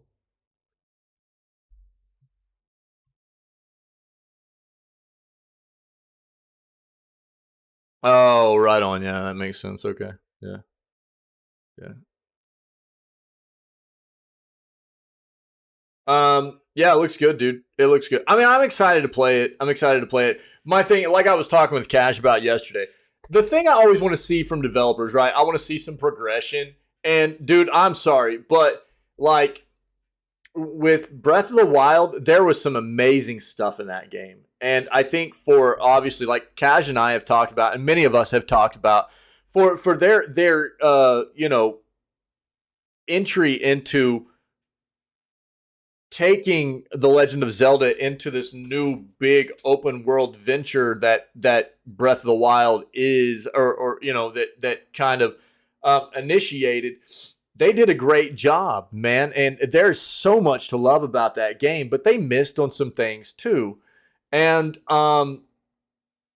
I mean, to me, there was a lot of quality of life stuff that got missed, and it was very apparent to me very fast in playing the game. And then the combat for a game that's so combat. I mean, that's what it is. It's an ARPG game, right? It wasn't fluid. It was clunky. It wasn't intuitive really, and it needed to be more fluid for the game player. And I don't expect Nintendo to fix it, to be honest. I just don't. I don't think they will. A part of it, dude, I will attest to the fact that I need to get a bigger controller. I was trying to play. I played all the way through Breath of the Wild with flipping Joy-Cons, and they are so tiny. God, Nintendo, they're so small. The fact that they made those things with just like no contour to them at all or anything, I don't understand that, but whatever.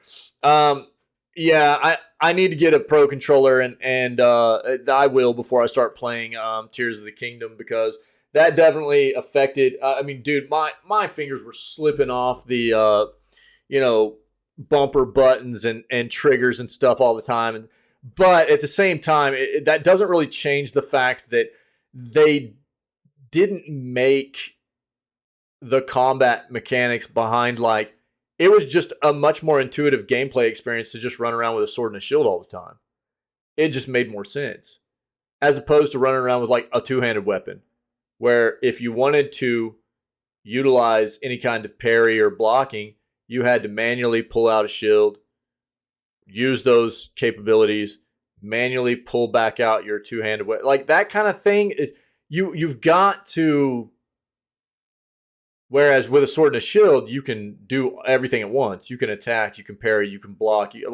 But with a two-hander, you can't do that. You've got to manually be switching back and forth. That's kind of gross to me in today's day and age.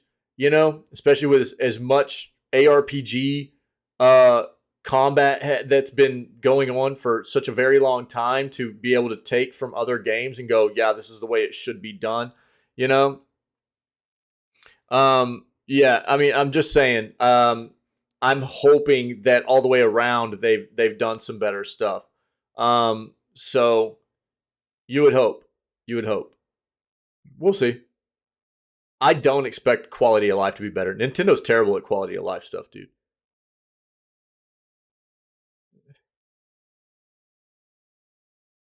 Combine a clay. You talking about the fuse system?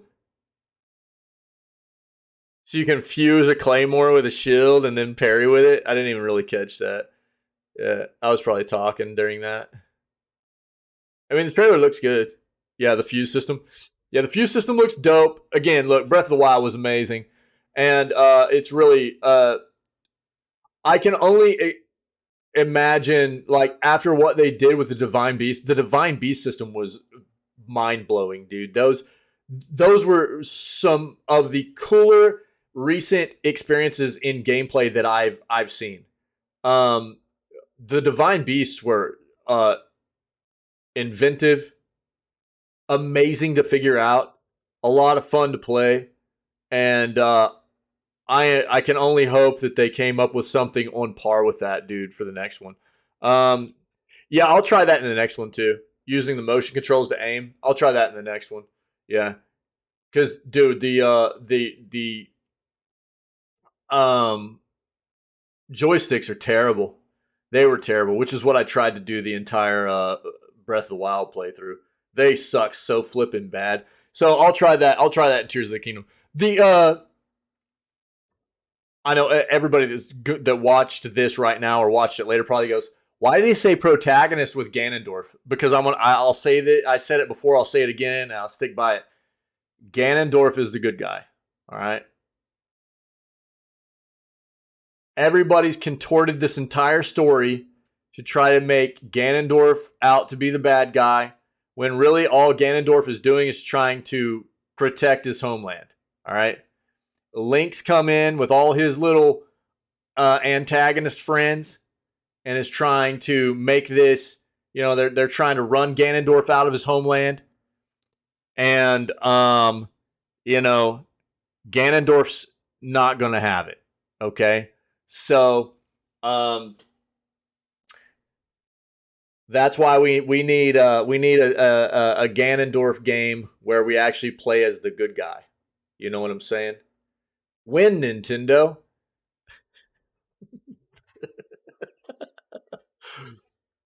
You can do some fun, funky physics with the motion controls too. Oh, okay, cool. Yeah, yeah. I'll do the motion controls in the next in Tears of the Kingdom, dude, for sure. Yeah, and I'll get a better controller to play with too. Yeah, but this looked really good, man. It looks really good. I might watch it one more time after the news just to make sure I caught everything. But yeah, it looks good. SGDQ kicks off next month. Full schedule now live. Thanks to Cash for letting us know yesterday that Tears of the Kingdom Zelda had a new trailer out. So cool. Feeling hot, hot, hot. Don't know where the year goes either, but we are once again preparing for one of the most exciting and most fun weeks of the entire gaming year. Summer Games Done Quick, baby, will be upon us once again in a little over a month's time as some of the fastest fingers in the world take on a cavalcade of new and old titles, and all in aid of a very worthy cause. SGDQ 2023 will kick off on Sunday, May 28th, before winding up 1 week later on Sunday, June 4th. Will take place as a hybrid online in-person event, and we'll see expert players from all over the globe will come together for 7 days of electric speedruns, player versus player races, and unique and sometimes mind-blowing challenges. The GDQ team will, of course, be on hand for player interviews, viewer contests, and to read out messages of support from home audience. So the schedule is here. There we go, baby. There's Games Done Quick schedule, all right? You can also get to all kinds of stuff about their organization, event info, community info about them, all that stuff. Dude, you can see all the charitable organizations that they donate to. That's what this is about, man. It's about bringing gamers together and generating money for charitable organizations, or for organizations that do good work, right? And it's like Doctors Without Borders. Who else are some of their let's see, what are they doing this one for? All proceeds are going to non-profit organizations. Médecins Sans Frontières.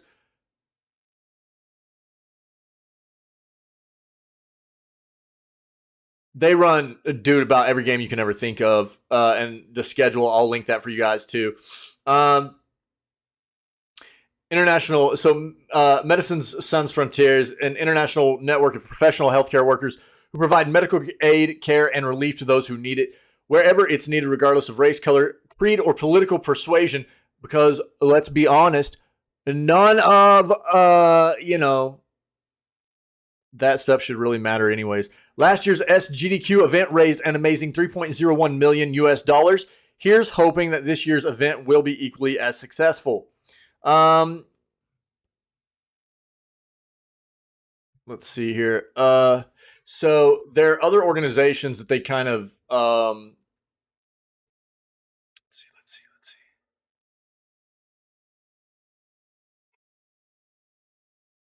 Pretty sure it's on here.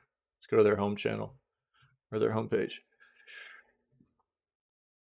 Their homepage, this is what I'll link for you guys. Their homepage has like their embedded Twitch channel. It's got their upcoming event dates, a bunch of information for them.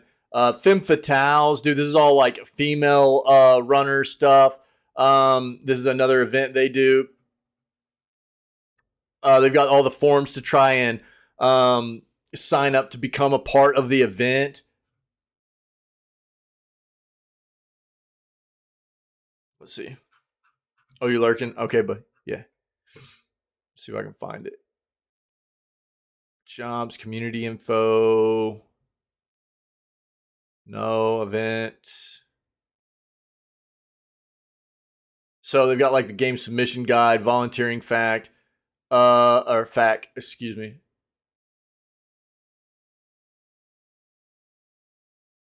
I thought they listed all their charitable organizations on here. I know they do somewhere, but I'll link this for you guys. Summer Games Done Quick, or just Awesome Games Done Quick, is an amazing organization. They generate so much money. Like I said, we just read $3.01 million in their last event to, I think it was Prevent Cancer was the last one. They do Doctors Without Borders all the time. It's just a great organization. They bring a lot of, the gaming world together. It's a lot about speedrunning and stuff, but, it's just gaming as a whole. It's inclusive.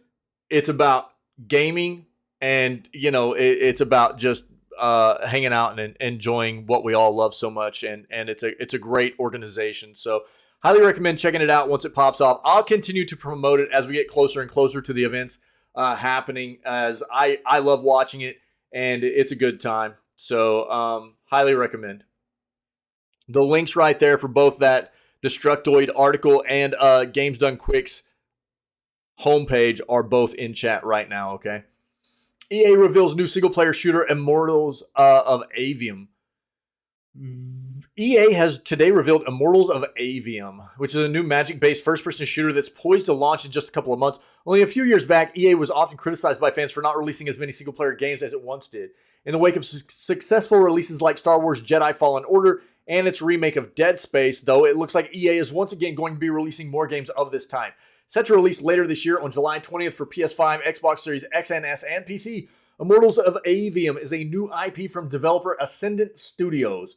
Being published under the EA Originals banner, Immortals of Avium is the first title that Ascendant has ever developed. Despite this, the dev team behind Immortals is said to be comprised of veterans that have previously won numerous awards. Based on what has been shown off of the newly announced title so far, it seems to be of a very high quality, especially when it comes to visuals. Let's take a look at this.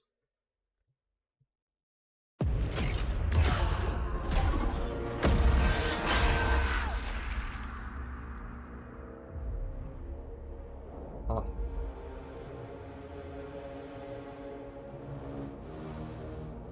This is Avium.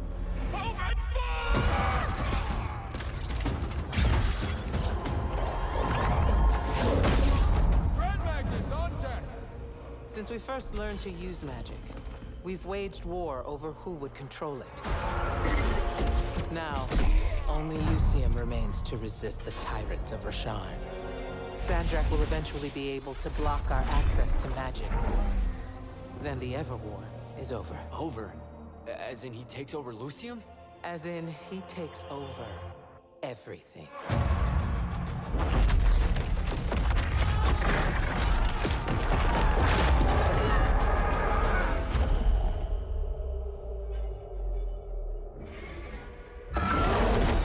Saw that coming, yep.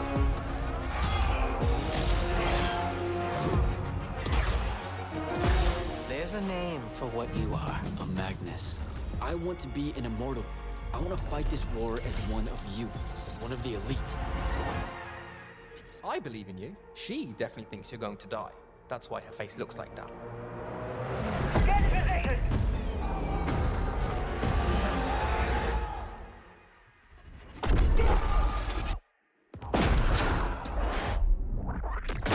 Sigils up! Let's move! Man, she's jacked.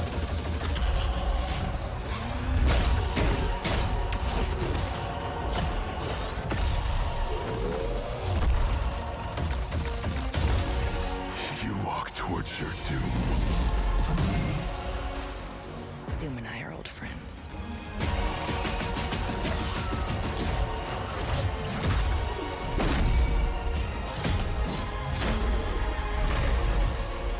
Your sigil will help you focus your magic. Prevent it from killing you.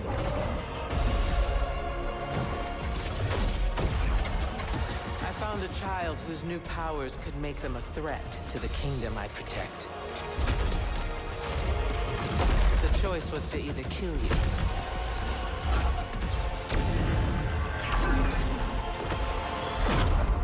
or turn you into a weapon against Rasharn.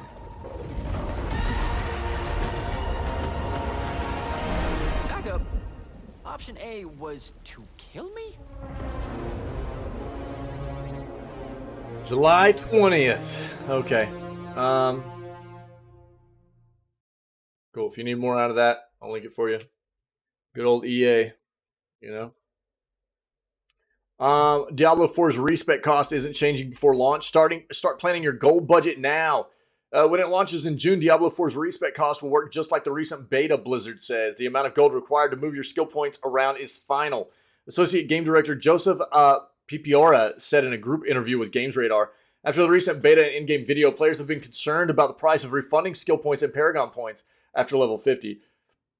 As you level up, the price increases, which could make changing your build a real pain as you move toward the game's level 100 cap. Pipiora says that you'll earn a lot more gold as you get closer to the level cap, and that the fee plays an important role in asking players to start to harden up their build a bit once they get to that portion of the gameplay. Last year, speaking to IGN, Diablo 4 General Manager Rod Ferguson said respec costs will eventually get so high that you might be better off making an entirely new character. But last month, Ferguson wrote on Twitter that they won't be prohibitively expensive. Ferguson's comments sound a little contradictory, but admittedly, they were 5 months ago, and it's unclear to what degree he means they won't be expensive. It's possible he meant that you won't be able to move your points around multiple times a day rather than once or twice a month when you pick up a build-altering legendary item. Diablo 4's endgame promises to offer considerable challenges with Nightmare Dungeons, PvP, and daily quests. A free respec would probably cause players to swap for every activity, but if it truly becomes too expensive, it would also kill the creativity that happens when people puzzle out fun builds like we saw in the beta. I'd suggest heading over to a D4 build planner and deciding on a direction for your build so that you don't go broke. Set to release on June 6th. Yes. So, yeah, I think here's the big deal. I'm not opposed to this. Not being able to respec like multiple times a day or whatever, cool, dude. You know what I mean? If you need to grind a little bit to be able to respec, you know? Peter, what up, brother? What's going on, man? Then, oh, cool. Yeah, I mean, if you need to grind a little bit to have to respec, but it's not like, you know, I don't expect a game to gatekeep me to the point of where if I want to respec a character, I feel like I'm better off just starting a new one. That's gross, dude. If I need to grind a little bit to get a respec going, then fine. I don't necessarily expect to be able to just respec at my, you know, at will, you know, just whenever I want. But, you know, to feel like I need to just start a new character rather than respec one I've already devoted a bunch of time to, that's pretty gross. So hopefully it's more like, you know, being able to just grind a little bit to get that done. Yeah, Peter. Yeah, for sure, man. What's up, buddy? Happy Friday, man. So I'm going to say something right now. Look, you guys know I've been boycotting Blizzard personally for a while. I'm just not a fan of them anymore, even though they're a huge part of who I am as a gamer from my youth and everything. If Microsoft, I'm just going to go ahead and say this. If Microsoft is able to fully acquire Activision Blizzard, and then they do things like going ahead and getting rid of like Bobby Kotick, I'm going to seriously consider going ahead and diving back into playing some Blizzard games. And if they continue to progress in a positive way, I'll keep towards that. Yo, Peter, me and you both, buddy. Me and you both. So I don't know if you've heard me say it. I know a lot of people have, but basically the downfall for me was Diablo 3. I stood in line at midnight to pick up my collector's edition of Diablo 3. I installed it, I played it, and I uninstalled it. I beat the game, I uninstalled it, and was like, this game's crap. And that is the point where I started looking at Blizzard as a company that had changed into something that was no longer the developer that I fell in love with as a kid. And after like D3, yeah, D4, a lot of people are loving D4, dude. A lot of people are loving D4. And I'm happy about that. I never want a game to be bad, you know, but between, like, for Blizzard, man, from just a lot of the, you know, for me, again, the start of everything for me, the downfall of Blizzard was D3, and then a lot of the terrible stuff that we found out about the way that they've managed their company, from the way they've treated their employees and the terrible management stuff that's gone on, misogynistic and sexist culture, and you know, things of that nature, down to like Diablo Immortal, just the scummy, disgusting pay to win stuff. You know, it's like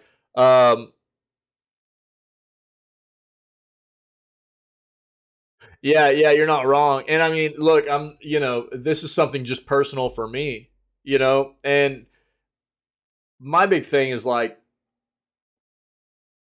I'm not going to tell anybody else what they need to do, but I'm also not going to be hush hush about my stance on things either. And Blizzard, for me, I don't ever expect Blizzard to be the same company they were that I fell in love with whenever I was young. But it would take some significant things to show me that they're turning around for me to be able to go back and start trying to dive into their content again. I don't care if it's free to play games either, because for me, even playing a free to play game is contributing to them winning. You know, you show up as a part of their player base, you're contributing to their numbers. So for me, dude, I don't play Blizzard games. I've been boycotting them for a while now. Yeah, yeah. So I mean, we're not far off from each other, but from the moment the news broke early last year of Microsoft agreeing to acquire Activision Blizzard, I was really hopeful that it would happen, because I think that if any company could go in and rebuild Blizzard into something decent, I think Microsoft could probably do it.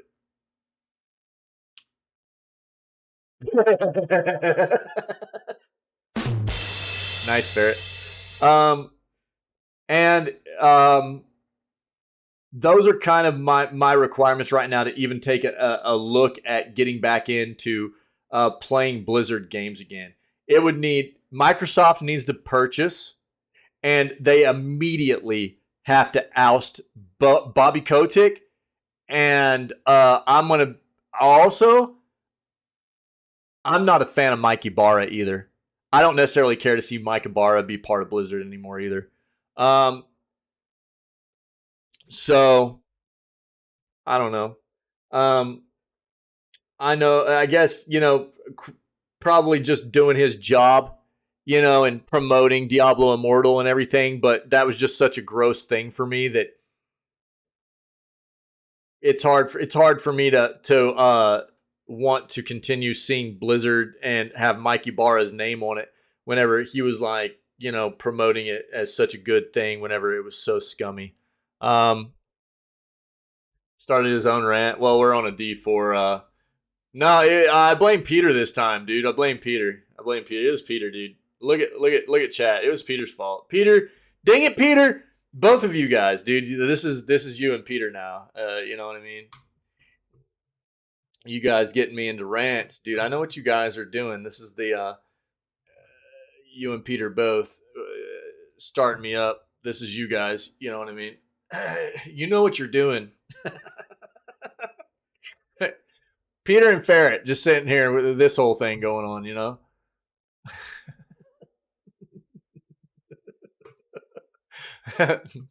Nah, I was mainly just hitting this Blizzard article, but yeah, I don't know. Hopefully the respect is at least manageable to the point of not making people feel like they need to create a whole new character, though. That would be really disgusting. Not yet, dude. I'll look at it after we finish the news up. News is getting a bit long, so I'll take a look at it after the news. I've still got a ton of articles to get through right now. Yeah, it's all Peter's fault. Bethesda has added de novo to Ghostwire Tokyo, and has confirmed Redfall will have it too. Dark Side of Gaming notes that the game's latest update, which also adds new story missions, combat abilities, and new roguelite Spider's Thread mode, also appears to have added de novo's DRM tech.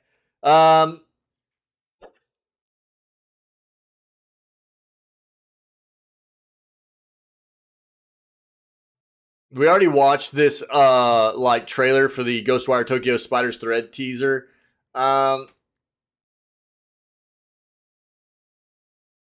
Yeah, De Novo, if you're not familiar, has been a source of controversies for some time now. Some players believe it has an adverse effect on PC game. It's been proven that it does.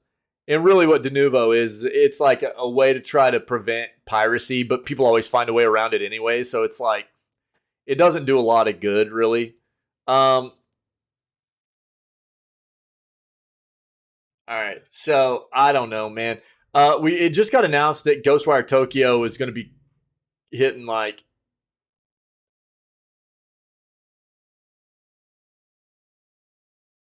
where was it getting to? God, I can't remember now.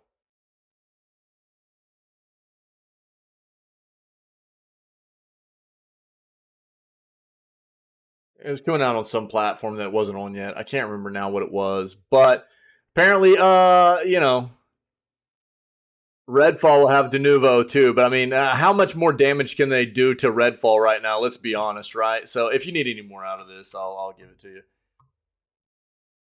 Yeah, there's absolutely not, Ferret. Yeah. Need to try Ghostwire? Yo, Peter, I'll say this, dude. Ghostwire is really the only title that I haven't played from Tango.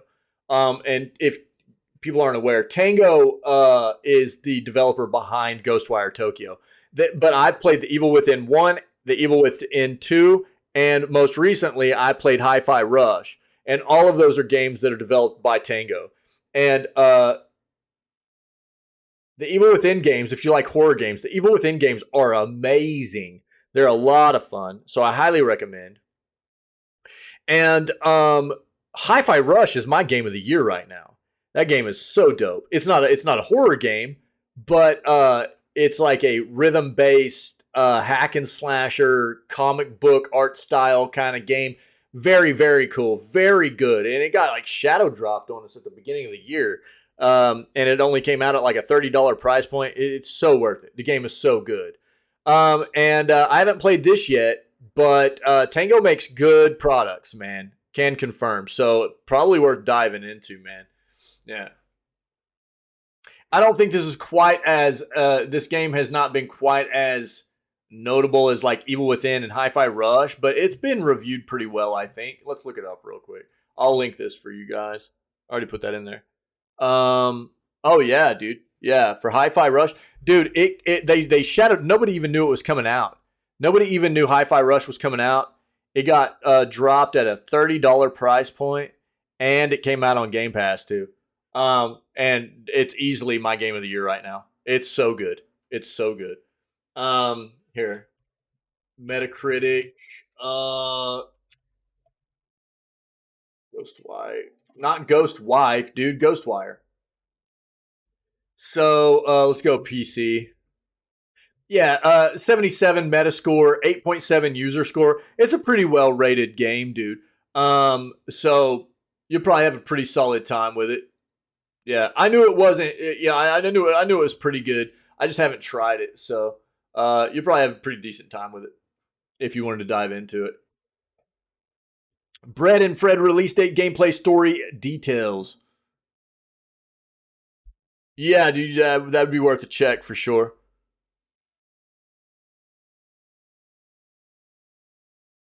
I think Ghostwire is actually on PlayStation. Hi-Fi Rush is not, I don't think. I think Hi-Fi Rush is only like on Xbox right now. And PC. I'm pretty sure. But if you have the chance to play Hi-Fi Rush, man, that game is so dope.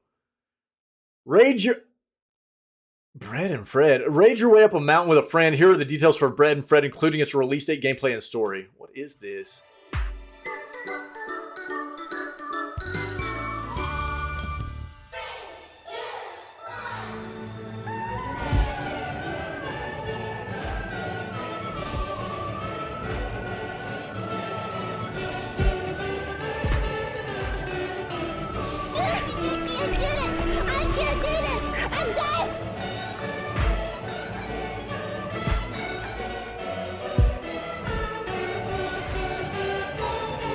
So loud, sorry. You had it. You had it. No, not we had it. You had it.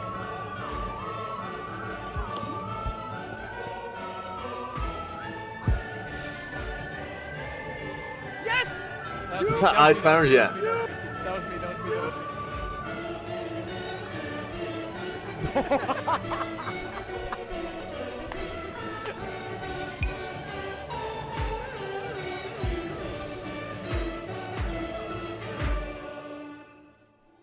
Oh, dude, I bet that game is maulding, man.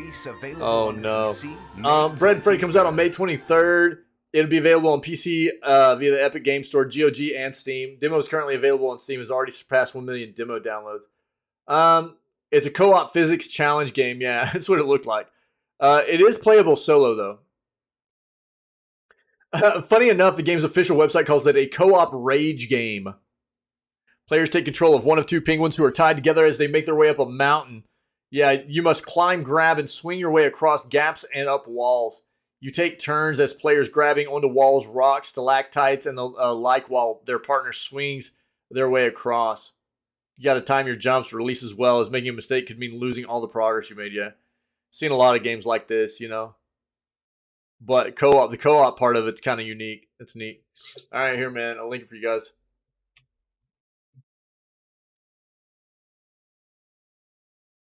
Ravenlock release date, gameplay story details. We've seen this also, but here, take a look. Friendship breaker game. Yeah, basically, dude. Yeah, no doubt. Yeah, absolutely.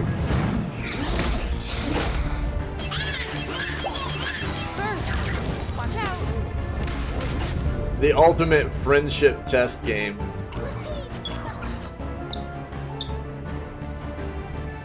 I like the art style in this game, dude. I remember seeing this now. I was like, this looks really neat.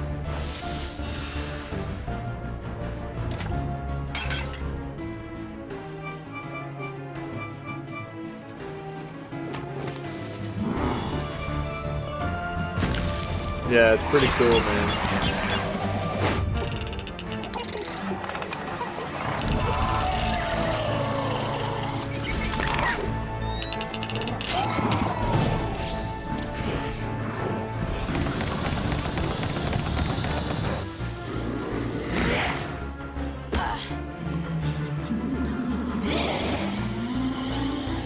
I like the dark vibes, dude. It's got some cool vibes to it. Ravenlock, man. Very neat. May 4th, man. So it comes out May 4th on Xbox One, Series X and S, and PC via the Epic Game Store. Pre-orders start on the 20th of this month. It's a hack and slash RPG, action RPG, with hints of exploration.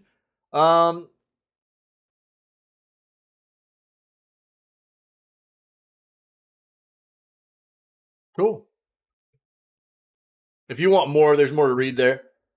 Dropping on Star Wars Day. Oh, yeah, dude. I didn't even realize. Nice. Good catch, dude. Good catch. Yeah. May the Force be with you, right? Yeah. Yeah. I didn't even catch that, dude. Nice. Nice, Peter. There you go. If you guys want to read more about it, it does look cool, man. They said it's only coming out on Epic. Really? No Steam? Feels bad. Okay.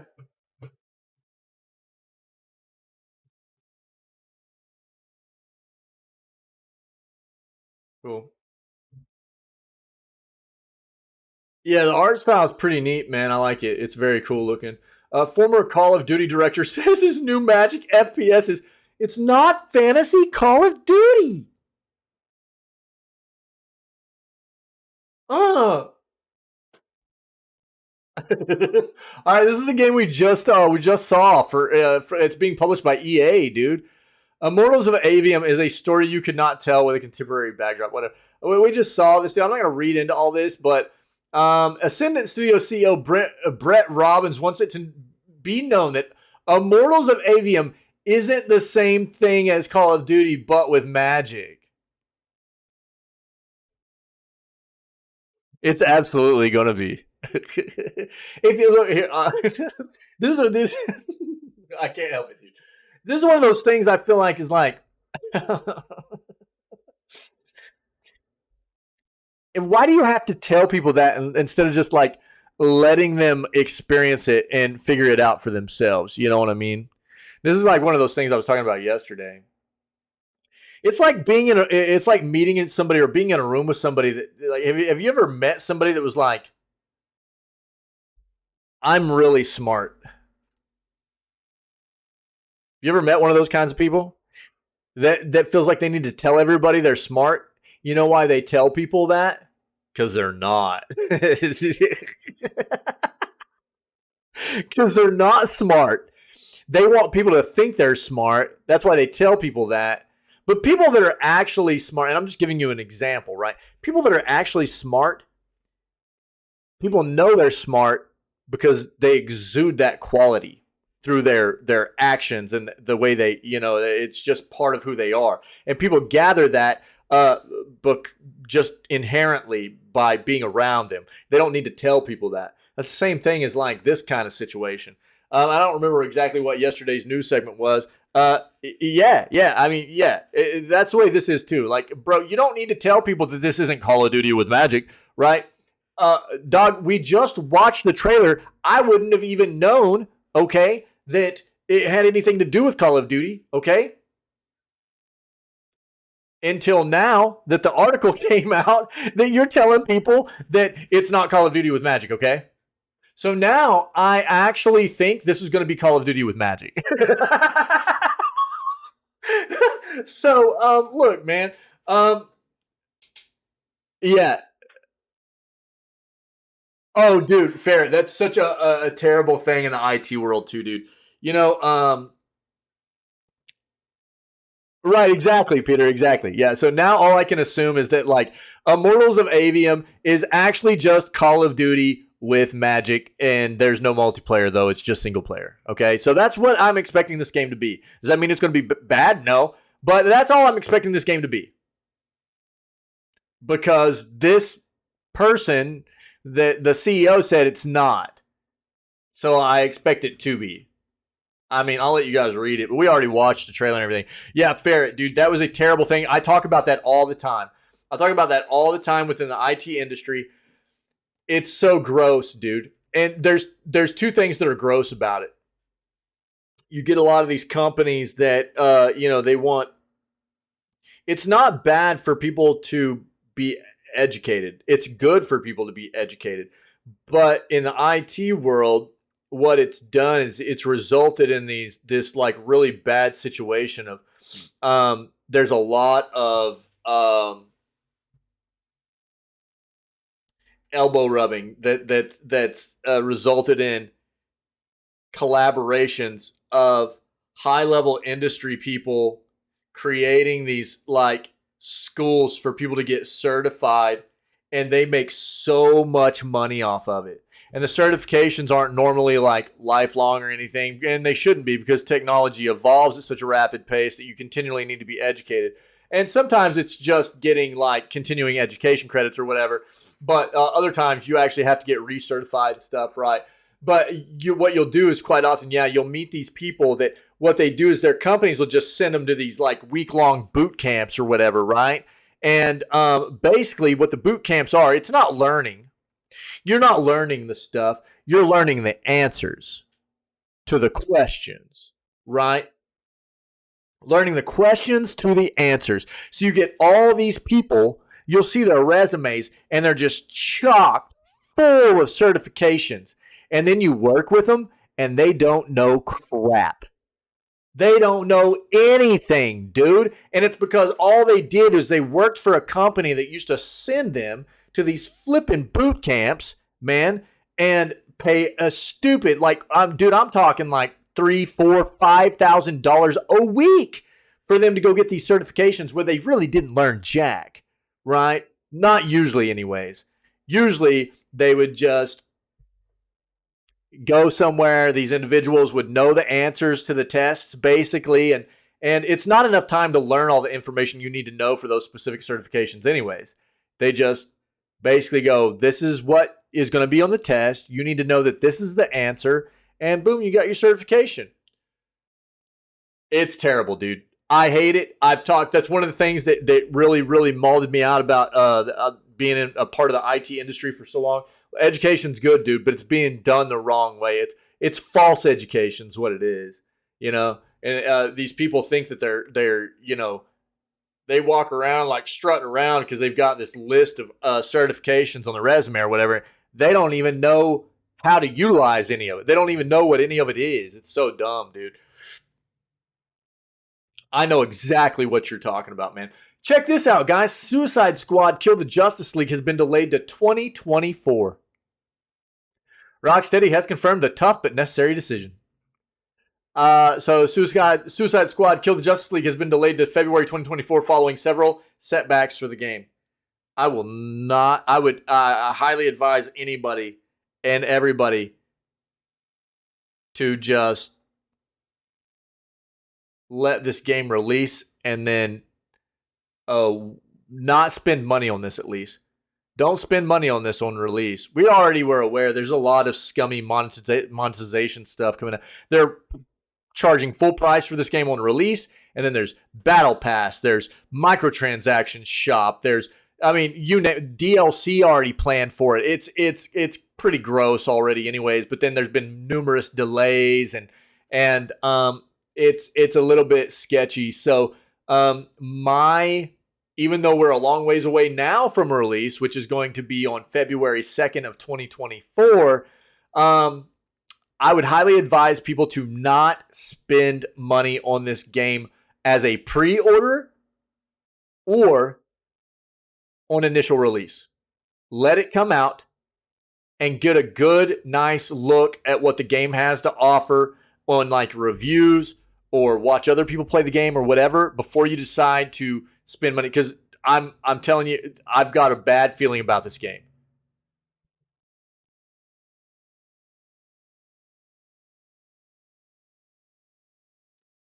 It was originally meant to launch at the end of last year. And we can't even confirm that it will fully launch at this point. It's not a good look. That means things are going wrong. Things are not going well for this game, guys. All right? Be careful. I'll link it for you. NVIDIA enhances mid-range video gaming chip with AI technology. NVIDIA Corp said on Wednesday it is packing one of its mid-range chips for gamers with more artificial intelligence features to improve graphics, underscoring the importance of gaming for the company despite the segment's slowing revenue. The 4070 chip, which NVIDIA will start shipping on Thursday, will cost $599, putting it near the middle of the company's range of graphics processing units, which list for up to $1,600. The new RTX 4070. The chip that it updates, the RTX 3060, is the fourth most popular gaming chip on the market, according to survey data in March from game distribution platform Steam. So these chips help PC games render images onto high-resolution screens more quickly to make games look more realistic. The 4070 chips will be the cheapest available that use NVIDIA's newest AI technology to do so. Yeah. Okay, so yeah, we knew that this was like the big deal about what's being pushed out with the 4000 series cards, but if you weren't aware, here's a good description. Rather than calculate precisely what the value of each pixel on a screen should be, which can take extra time and resources, the newest NVIDIA gaming chip uses artificial intelligence to predict what about 7 out of 8 every 8 pixels should be, including generating entire frames using AI. This is not a fully fleshed out piece of technology, but it is intriguing, and it does offload a lot of resource utilization when it works well. A game is not like a movie where everything's being pre-recorded. It's dynamic, it's moving, and there's user input. I can't just put a frame halfway between 2 frames. I have to really understand the motion between the 2 frames. Justin Walker, senior director at NVIDIA's GeForce Products, said in an interview. Here's the thing. We've seen side-by-sides on this technology. What you do is, it's kind of weird because it's not fully fleshed out yet. It's coming along, but especially in games that are very action-packed and have a lot of additional effects like blooming and shadows and things like that. What happens is the AI generated frames, because it's basically an AI generated every other frame is AI generated, right? what'll happen is you lose a lot of the special effects. So it makes things start looking wonky. So you get one frame that looks really good, the next frame looks subpar, because that's the AI frame, right? Then the next frame comes up, looks really good. The next frame, subpar. So they're still working on it, and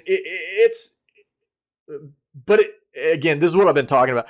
The 4000 series chips are obviously the latest and greatest, and they've got this new technology on them. But are they worth how much money that NVIDIA's charging for them? Not in my opinion, as this technology isn't even fully fleshed out yet. And I mean, it's good that it's getting there, because it's cool technology, man. And once it is, at a really good point of being able to, do a better job at the AI generation of the frame generation, it's definitely going to be worth, because it's going to offload a significant amount of hardware resources and stuff. But I don't know. Let's see. If you need more out of it, I'll link it. That's just my opinion. But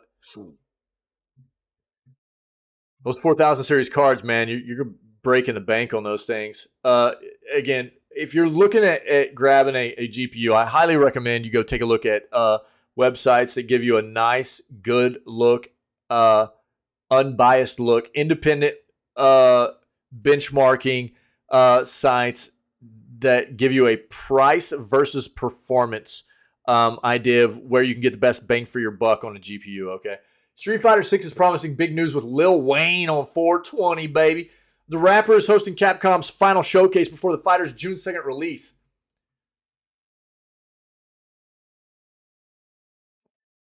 SF6 is less than 2 months away, kicking off the next generation of awesome fighting games. Capcom still has some reveals under its belt before the big release, with the showcase broadcasting on the biggest day of the year, 420.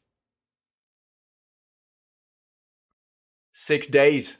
6 days, baby. Oh, and Lil Wayne is hosting it for what? What do you mean for some reason? Lil Wayne's dope, dude. Yeah, Ferret. It's the final showcase before Street Fighter 6's June 2nd release date, offering around 30 minutes of info from Lil Wayne himself, plus some developers. We'll be getting new details on the game's World Tour, Fighting Ground, and Battle Hubs mode, and YouTube stream promising big news at the end of the show.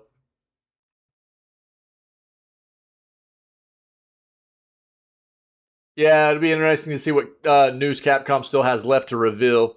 We do know a lot about the game at this point. Again, this is a big fighting game that's going to be hitting before EVO this year. So, couple of months, 2.5 months probably before EVO hits for competitive Street Fighter players to really get their skills kind of honed in for the competitive gameplay popping off in August, But that's cool. When is this?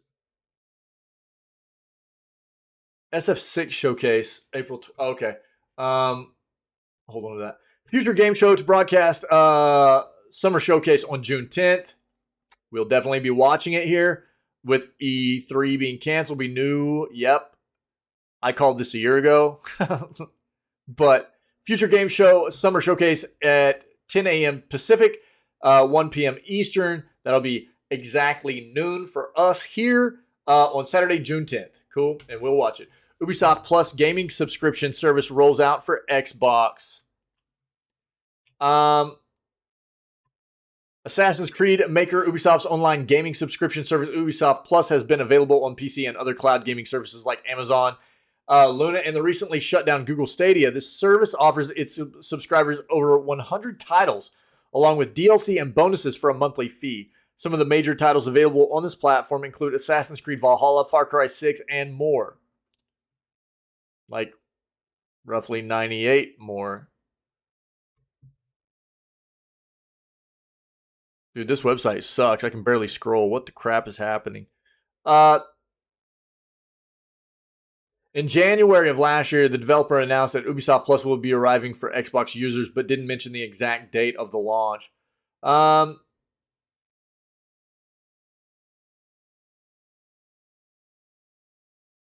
So apparently it's hit. It's there.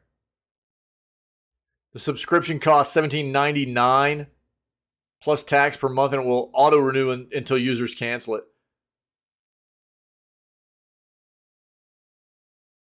Okay. If you want it. It's crazy to me. Oh, it's random mode time. That's a winner right there, too. Come on, baby. Random mode time. Winner. Let's go, guys. Feels amazing, man. It's Friday. It does feel amazing, man. You know what I'm saying? Bandai Namco games are coming to GeForce Now, but no, not Elden Ring. Yeah, I figured it was some From Software stuff.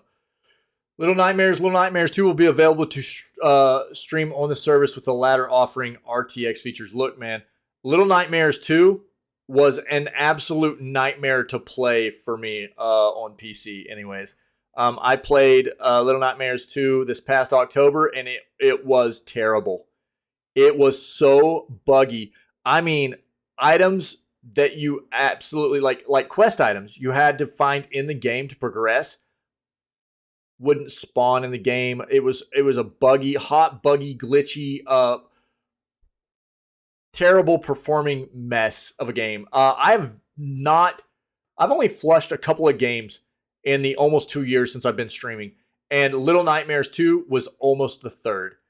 It was not a good game. Little Nightmares 1, great, loved it. Little Nightmares 2, trash can, get wrecked.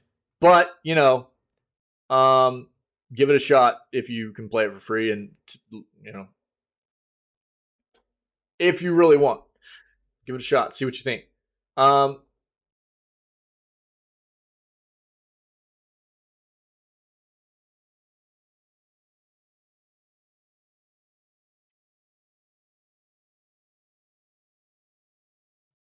Okay, yeah. So that's the gist of it, man. So Bandai Namco games hitting GeForce Now.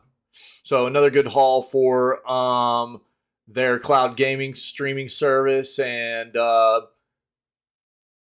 get the Little Nightmares games, 1111 Memories Retold, Get Even, but don't expect Elden Ring. Probably very many of the From Software games, things like that. Okay. Super Mario Brothers theme becomes first gaming track to International Recording Registry. The last article I have for the day, by the way. If anybody has anything to add, let me know, man, and we'll address it before we move on to our gameplay for the day, which might be some Warframe. Pinky probably won't be too far from getting home, and then we'll jump into Divinity Day 19, okay? But we might do a little bit of Warframe while we wait on Pinky to get home. Most of the day will be Divinity. But if you have anything to add, then let me know, and we'll address it before we move on. Super Mario Brothers theme becomes first gaming track to International Recording Registry. Having this music preserved alongside so many other classic songs is such a great honor. So, the theme song for Nintendo Super Mario Brothers has become the first gaming score to be entered into the Library of Congress's National Recording Registry.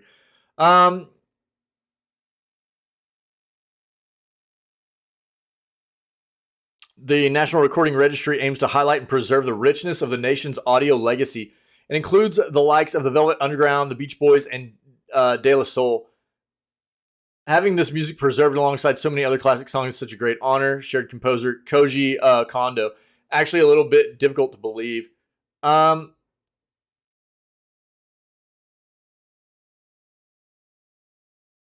Kondo's Mario theme is joined by another 24 recordings of 2023's National Recording Registry, including Mariah Carey's All I Want for Christmas Is You, Take Me Home, Country Roads by John Denver, Super Glonky, and The Police's Synchronicity.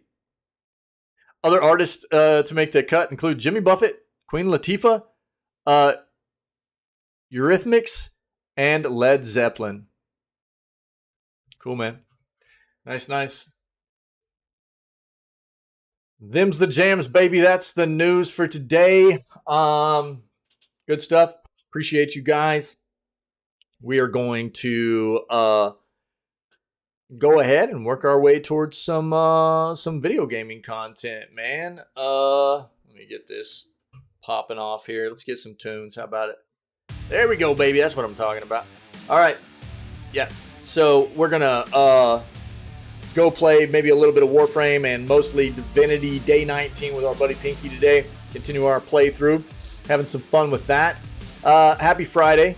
Hope you guys are doing good. Appreciate you being a part of the news segment today and a part of what we do here all the time. So if anybody's checking out this content later on as a VOD on YouTube or a highlight on the Twitch channel, we've got all kinds of other content on both of those channels as well, whether it be clips of funny stuff that's happened in other streams or playthroughs, episodes for playthroughs that we've done, other video gaming news segments, all that kind of stuff. So check that stuff out, and if you're enjoying the content, then come hang out with us. We go live at 6 a.m. CST every single day. We have a great time, and we would love to have more people come be a part of what we do here. So other than that, stay healthy, stay safe, be kind to one another, and we will catch everybody tomorrow for April 15th edition of Video Gaming News. All right?